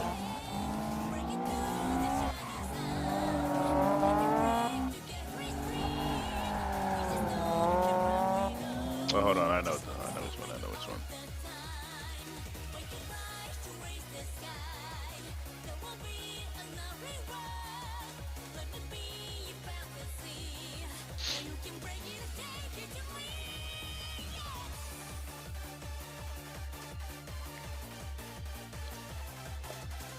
In this replay, I threw some gutter runs in there, some inner wheel lift.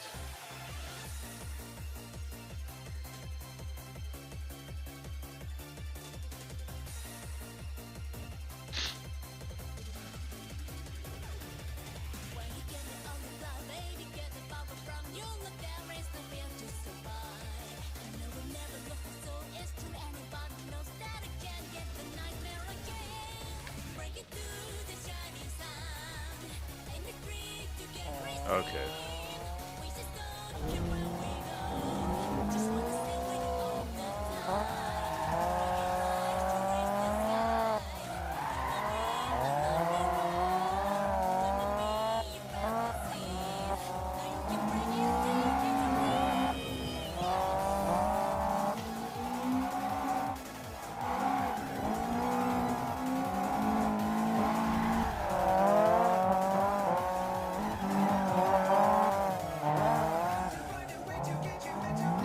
Saw the recent video I made about this overtake. Let me see.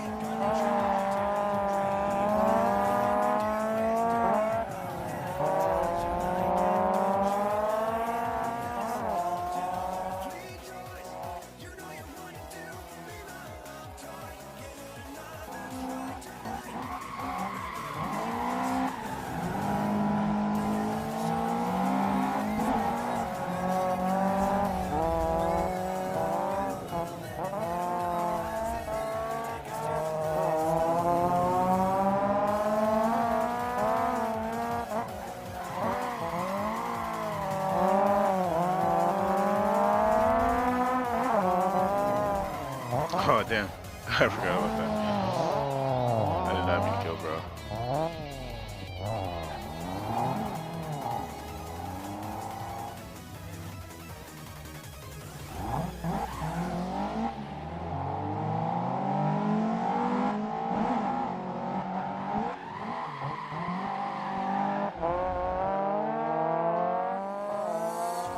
Hold up. Get better.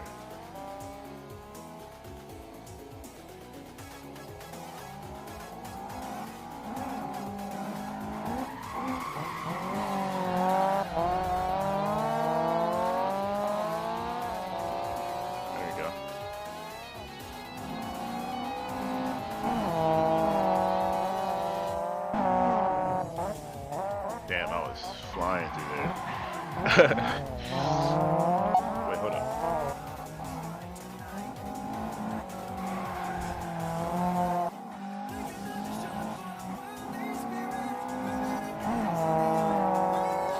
I didn't get to look at the city real quick.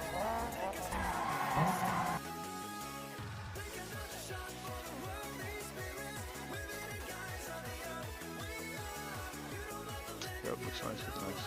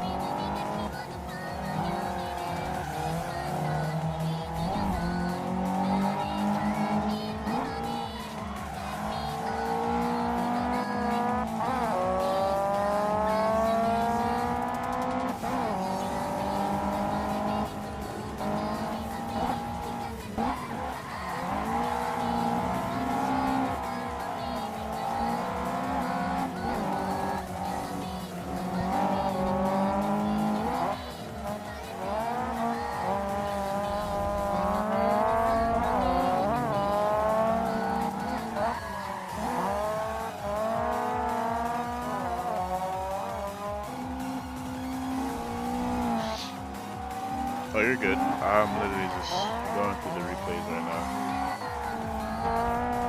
Oh, no, I ruined that.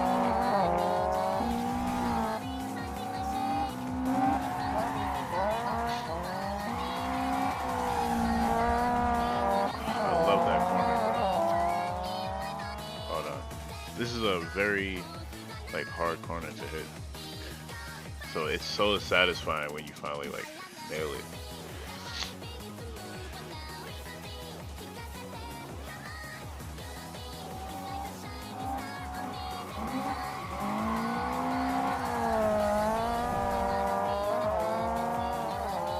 Thanks, bro.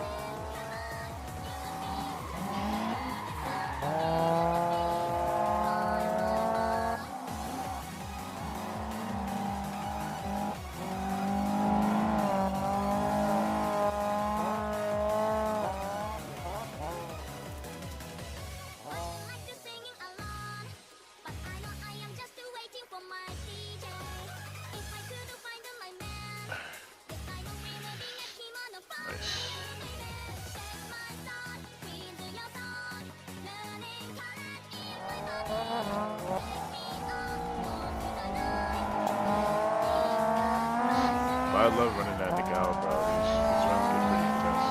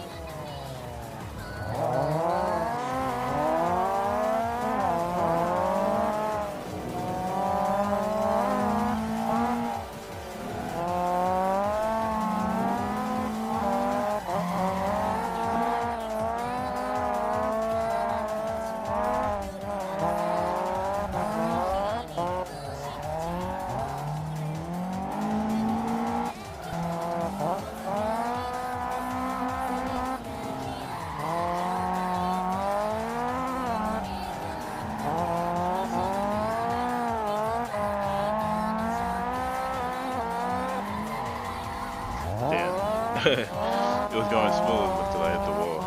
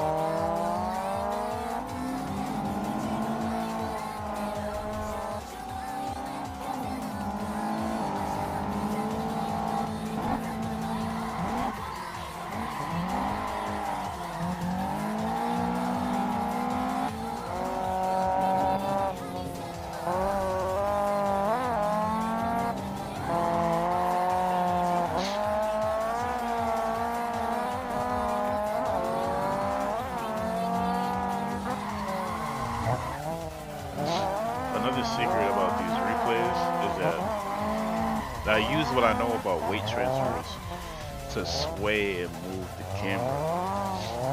Oh, like swing it this way, swing it that way, because I know, like, I can feel the momentum shift.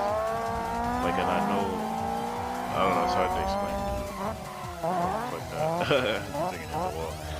But, there's just something about it, bro. Like, I just feel it. That's what just helps me know where to put the camera.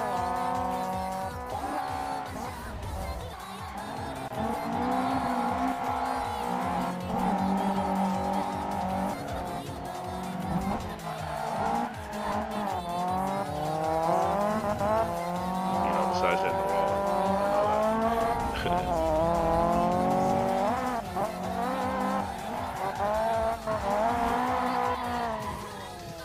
Rip.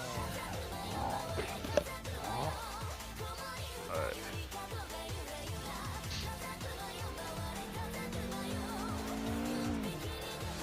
But yep, you guys are gonna have this filter tomorrow. You're gonna have the filter and all that, so it could potentially look like this on your PC too.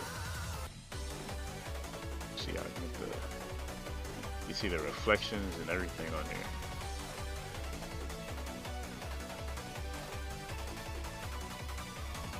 And the camera effects with the lens glare and all that is in the filter.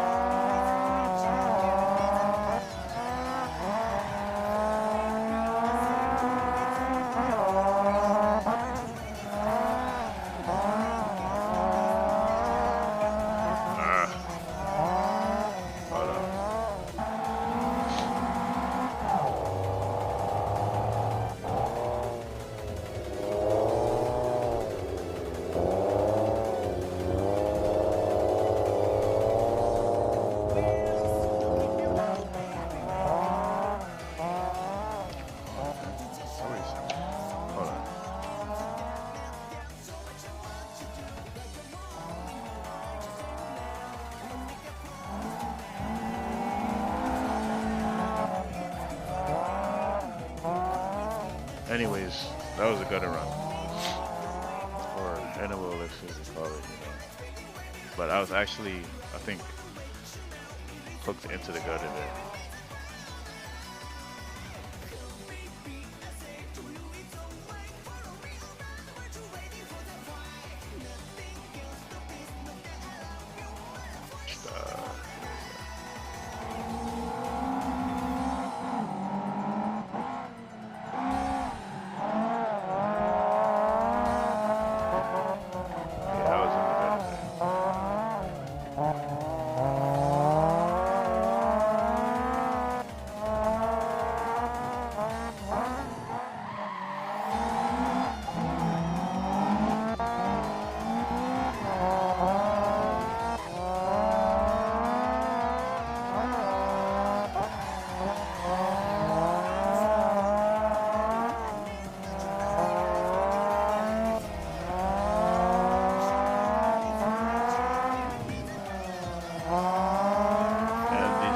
Effects on the trails a little bit. You're gonna have it if you download the filter.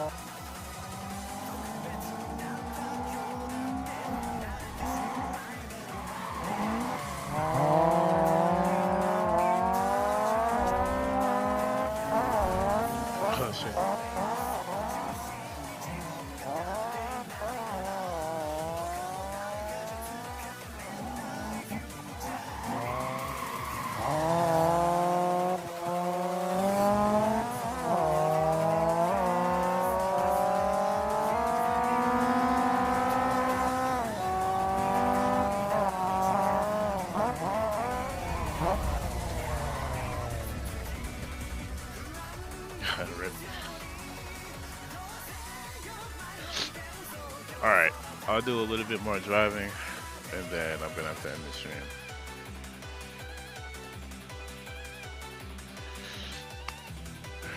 Just a little bit more driving.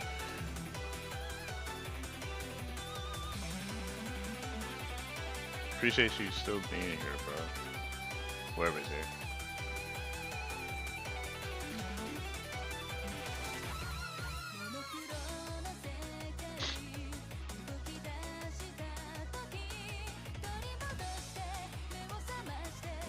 Doesn't look too many people online anymore, but I'm sure we can find the server somewhere.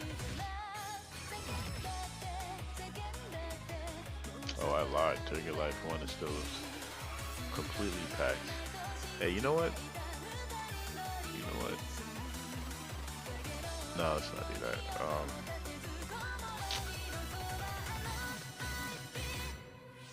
Let's do... Matter of fact, let's do a Lucy run.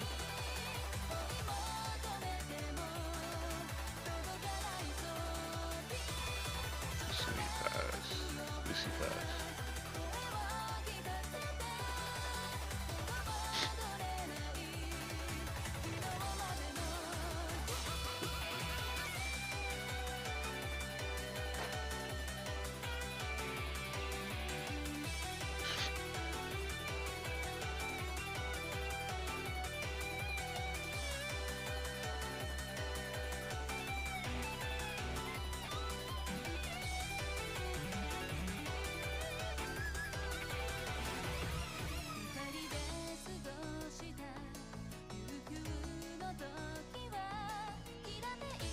All right, let's hit it.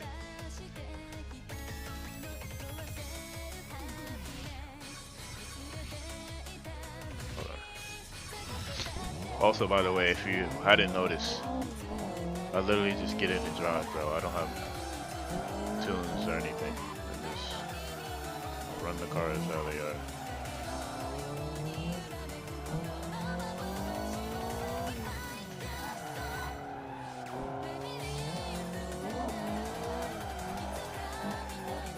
Oh.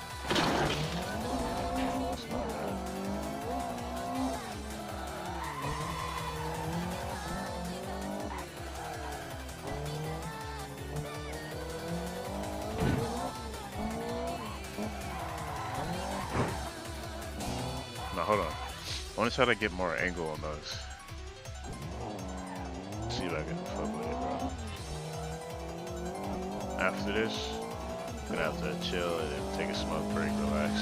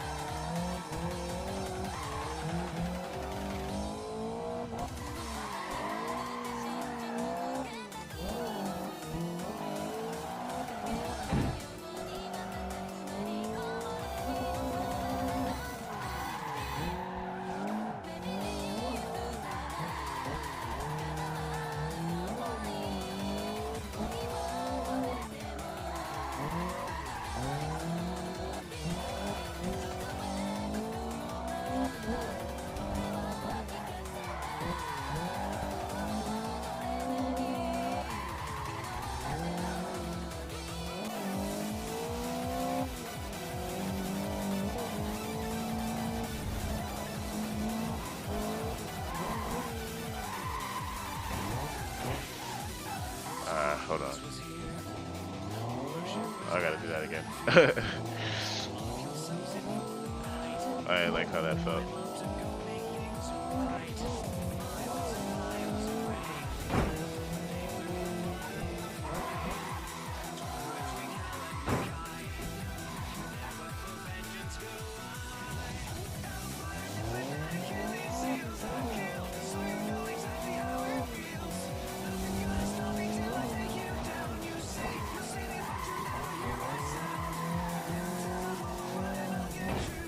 That's better.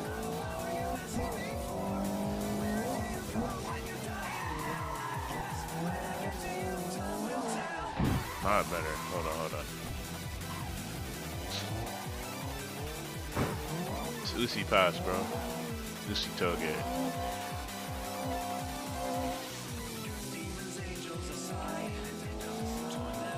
Definitely one of my favorite passes, bro.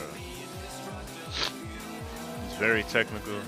It's a long track. It's probably about 9 minutes on average.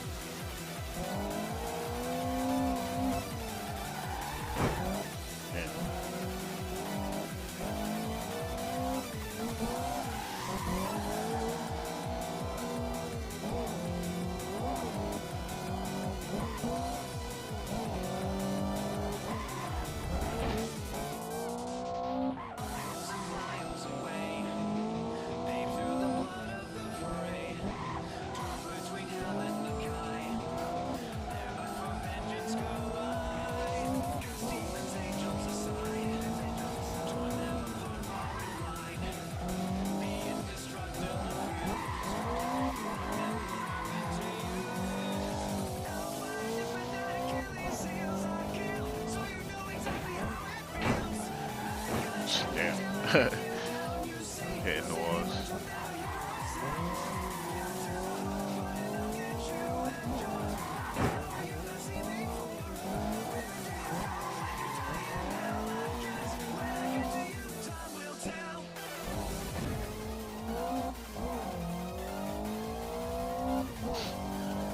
Yeah, man, this track is freaking awesome.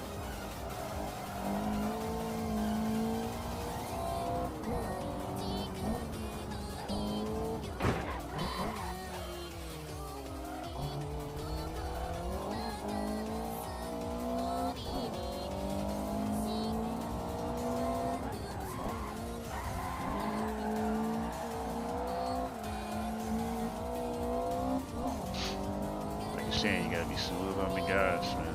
Shit. Fire.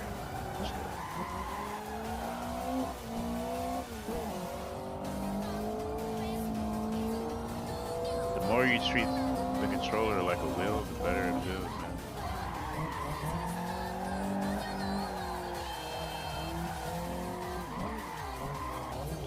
Almost crashed there. Oh, we good. Chilling.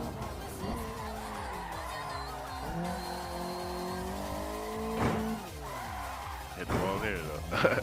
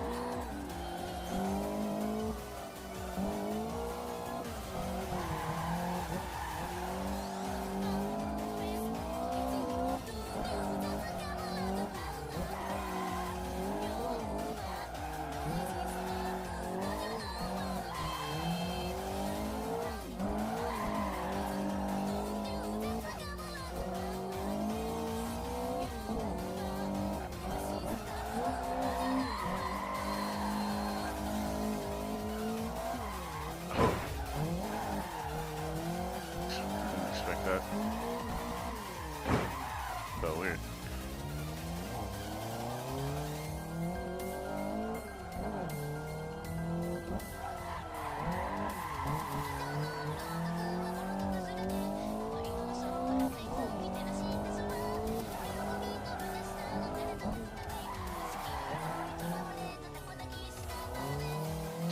Weird banked corner. Wasn't ready for that.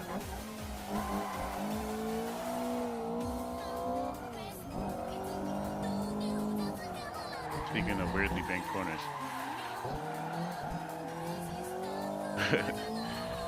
Made it through that time though.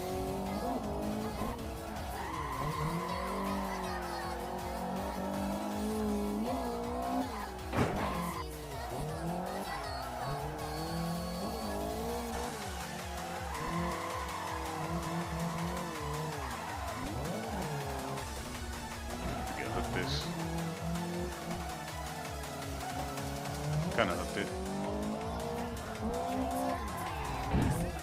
Kind of hooked that one, but I hit the wall.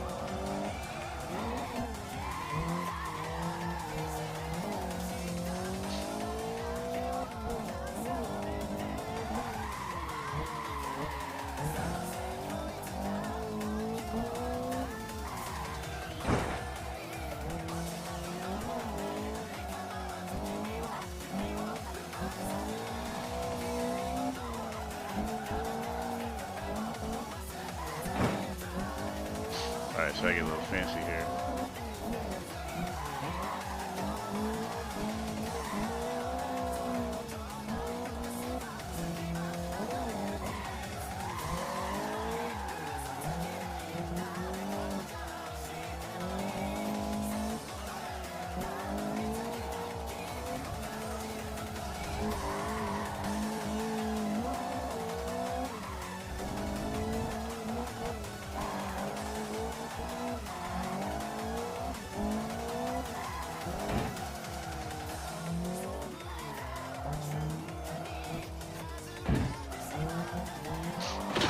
Trying to hook that, but I don't know if I did.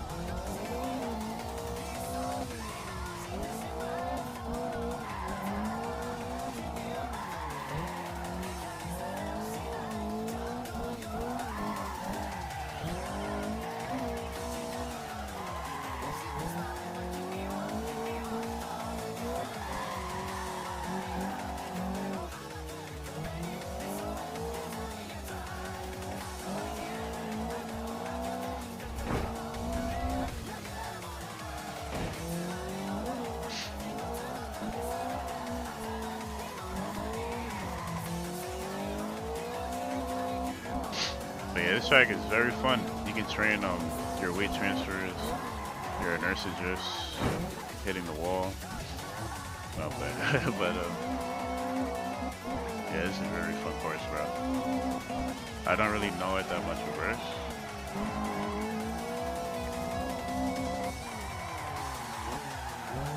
But it's hella fun.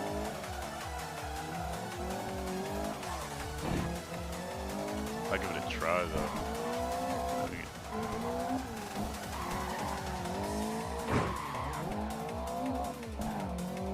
I can hook this. Kinda. It's very scary trying to hook the gutters here. Very scary.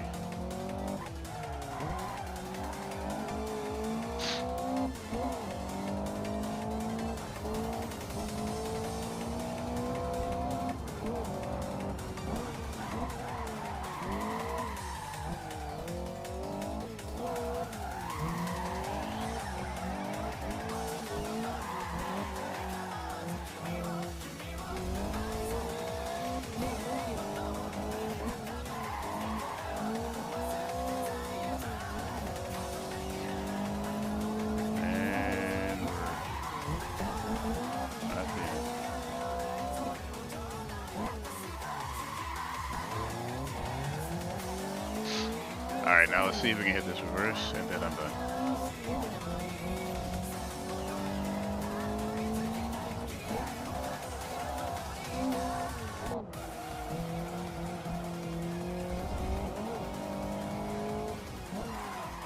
Oh no, that was almost about to send myself off there, bro. Not good.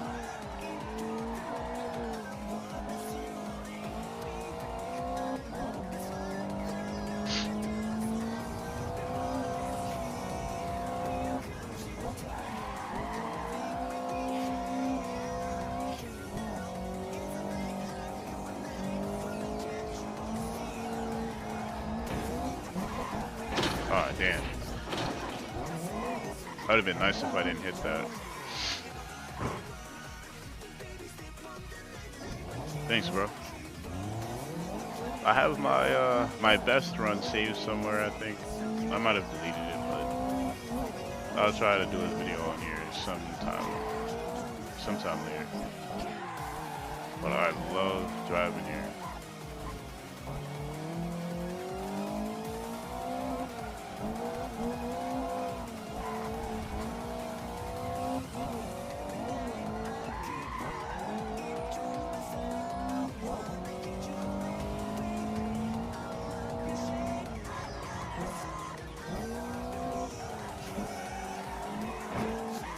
Oh no. I didn't think the back end was gonna hit that.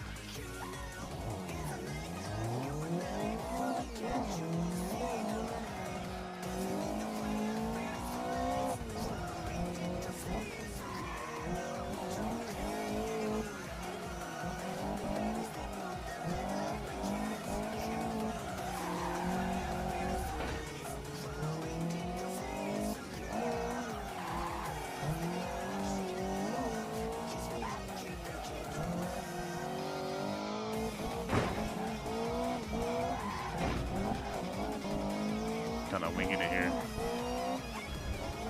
Really don't know it backwards.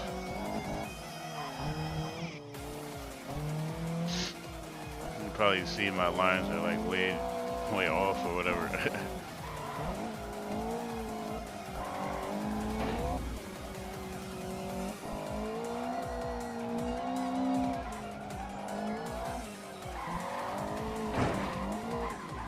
Damn, yeah, I don't know it this way, so I can't push the gutters like I want.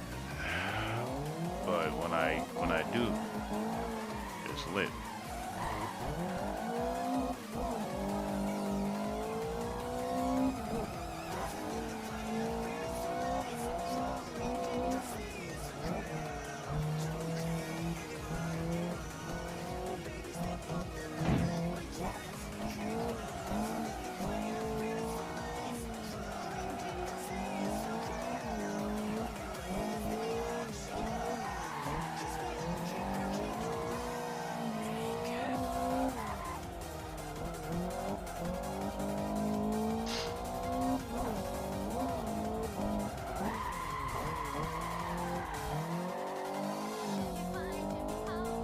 That felt good.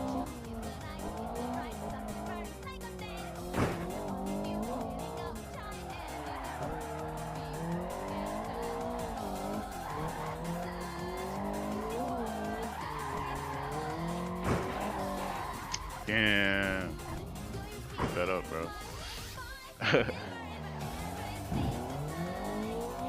Doing okay so far though. For not really running, I don't really run first like that. Not here.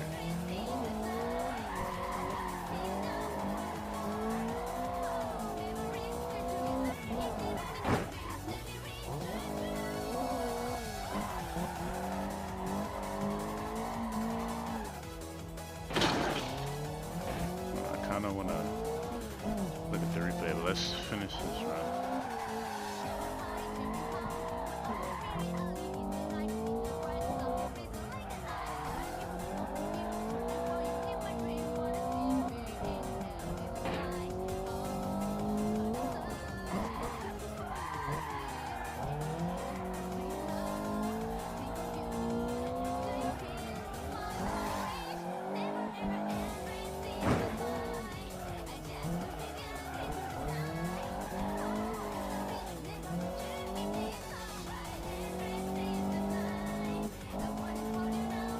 Such a weird corner.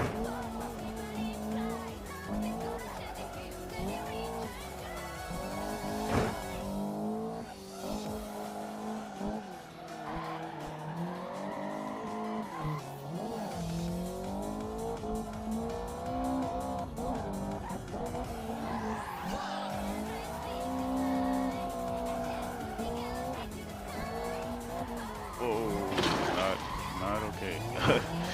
Forgot about the elevation change.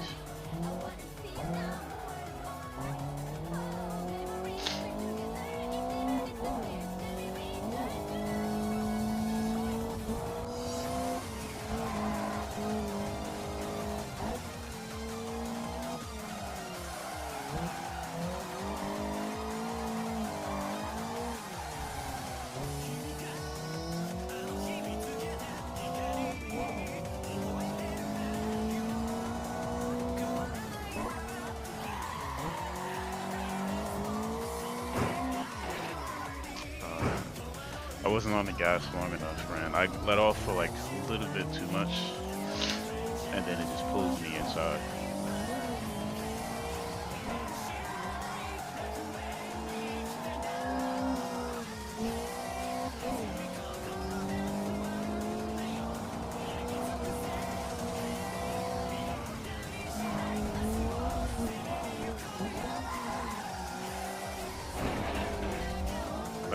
lot worse.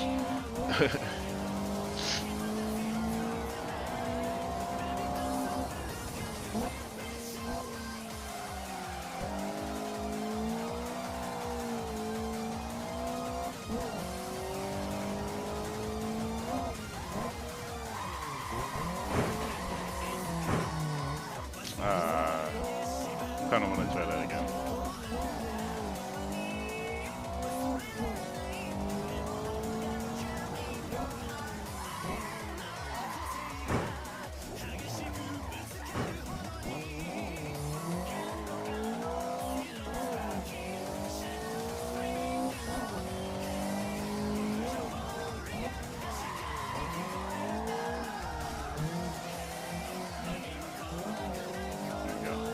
A little better.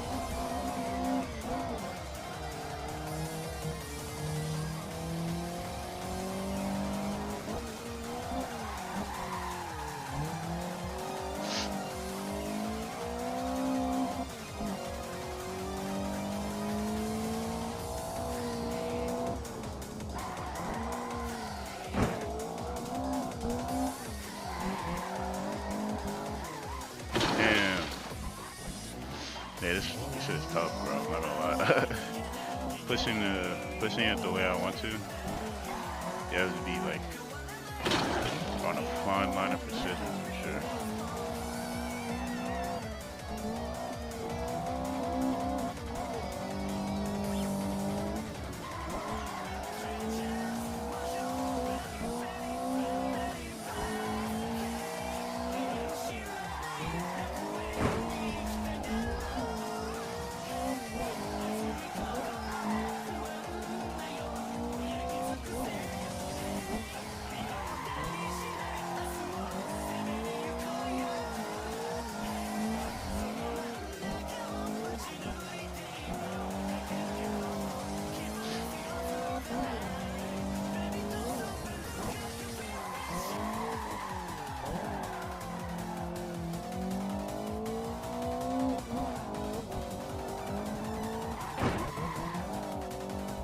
That was close.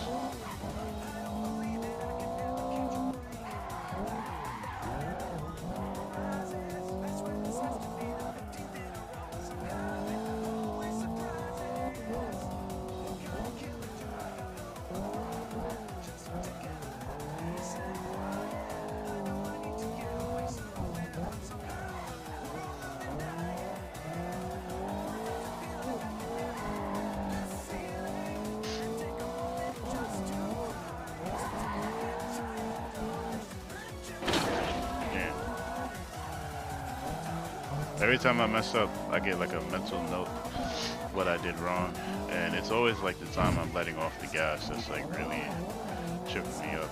I just gotta get out of that habit. But really, I just want to hurry up and finish the run because I want to smoke. All right, we're done.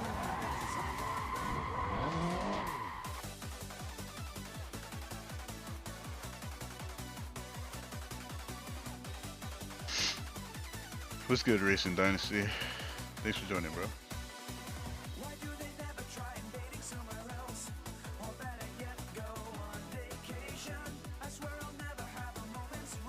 Let's just look at some of these corners.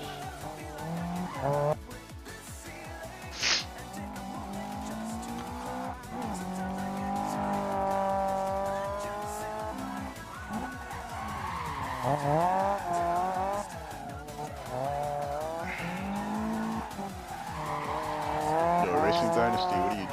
Do you do tailgate racing?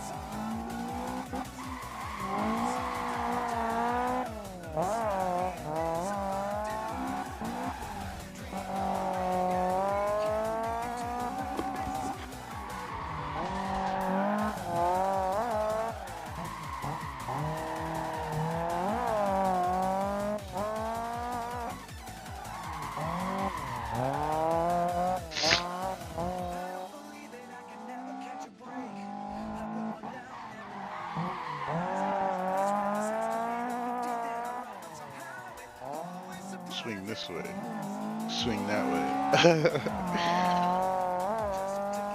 Yeah. I hope you guys liked that last video I put out.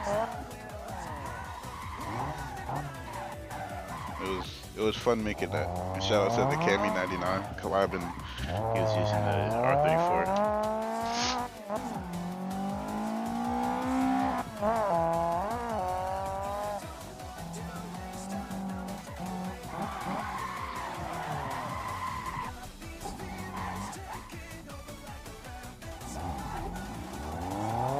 Actually, you know what I'm gonna do, bro?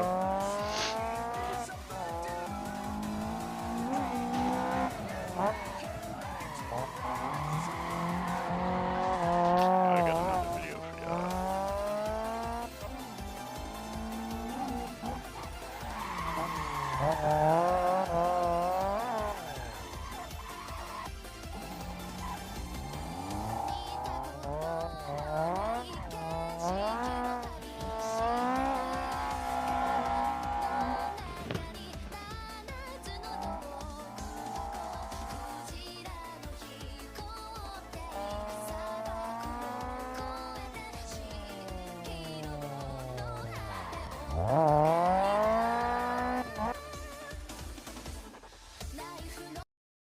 Alright, I'm gonna run this YouTube video, and then when it's done, I'm gonna end the stream. But in case anyone didn't see this video, here it is. Enjoy. On Mount Akagi, the A86 joins a group of street racers for runs. They prepare for intense training, up and down the mountain pass.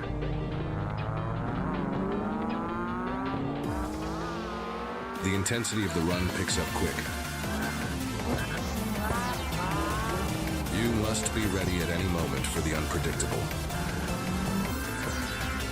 There will be times where you can take an opening, and times when not to fully commit. In group runs, there is a lot of data you can study, adapt, learn strengths and weaknesses, heighten your spatial awareness, and navigate through the turns as you fight to keep the run alive. Winning is not important. Respecting each other's abilities, both car and driver skill, everyone continues to grow as you test the limits of your driving in a proper Toge dogfight, no matter how fast you may be. Let us observe the dance, the push and pull of the dogfight.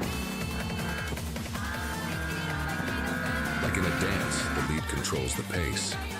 Entries and transitions into the next corners and bends falls in line with this pace, while still leaving room for variation in technique, risk of accident, and additional flair. With this mentality and awareness on the Toge, it makes for fun and engaging, respectable runs. It surely is a great time as the racers clash their techniques, all learning from each other as they get in sync. Swing this way. Swing that way.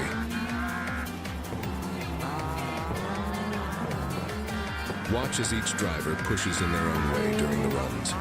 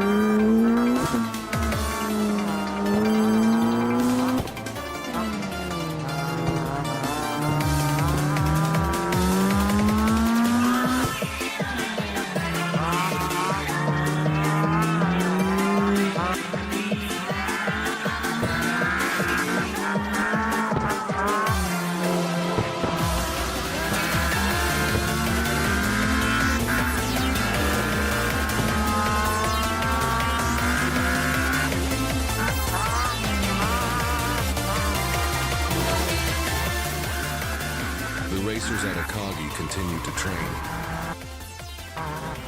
But it was about time they headed home. Meanwhile... Oh, look. It's Akagi's white comet. What are you up to, Ryosuke? Looks like it's time for a spirited drive on the expressway.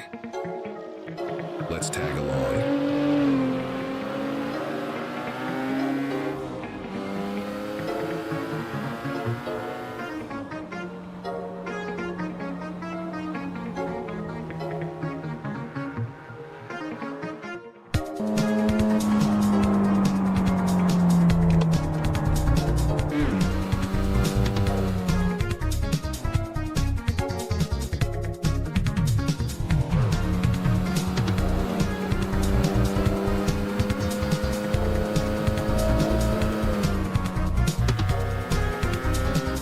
Looks like we're making a pit stop.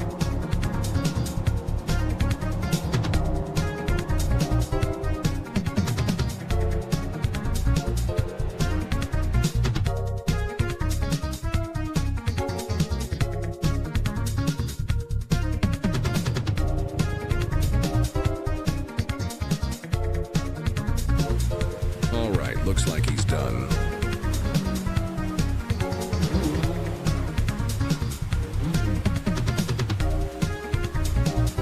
Where to now, Ryosuke?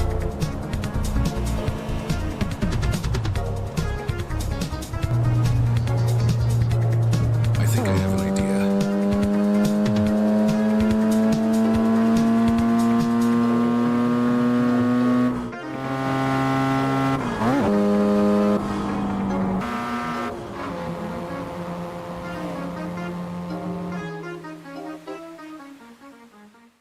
Ryosuke arrives at Akagi. Oh, wait. Is that Godfoot? This is going to be tough.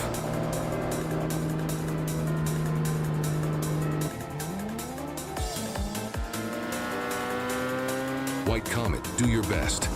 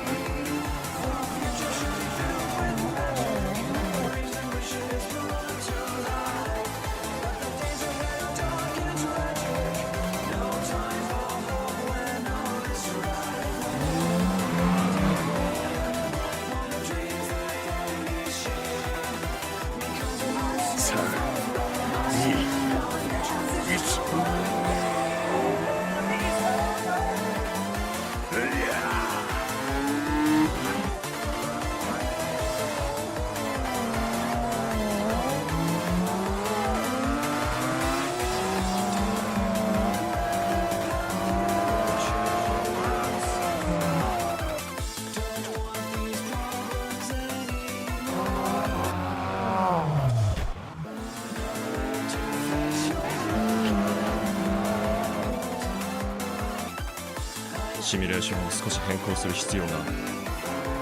だがそれだけのことだ。結果は変わらない。俺の最速理論揺るぎはない。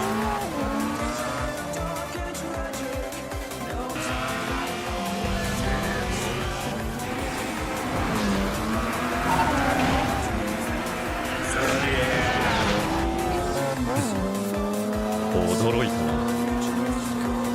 楽しい久しぶりだ。こんな気分は。フロントタイヤの食いつきが急に悪くなった。タイヤの熱誰か。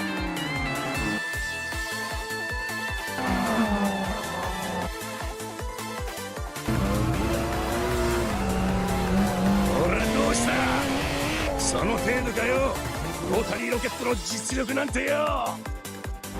軽量コンパクトなロータリーエンジンの最大の魅力はパワーなんかじゃない。理想的な前後重量配分によって実現する運動性。ロータリーエンジンの血統に脈々と流れ続けている孤高のスピリッツが好きなんだ。Oh no.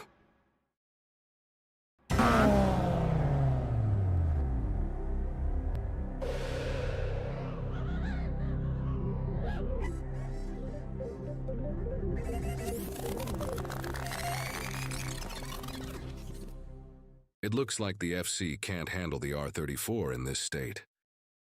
This battle helps get an idea of what should be done to the FC. Please subscribe and drop a like if you enjoyed this video. More is on the way.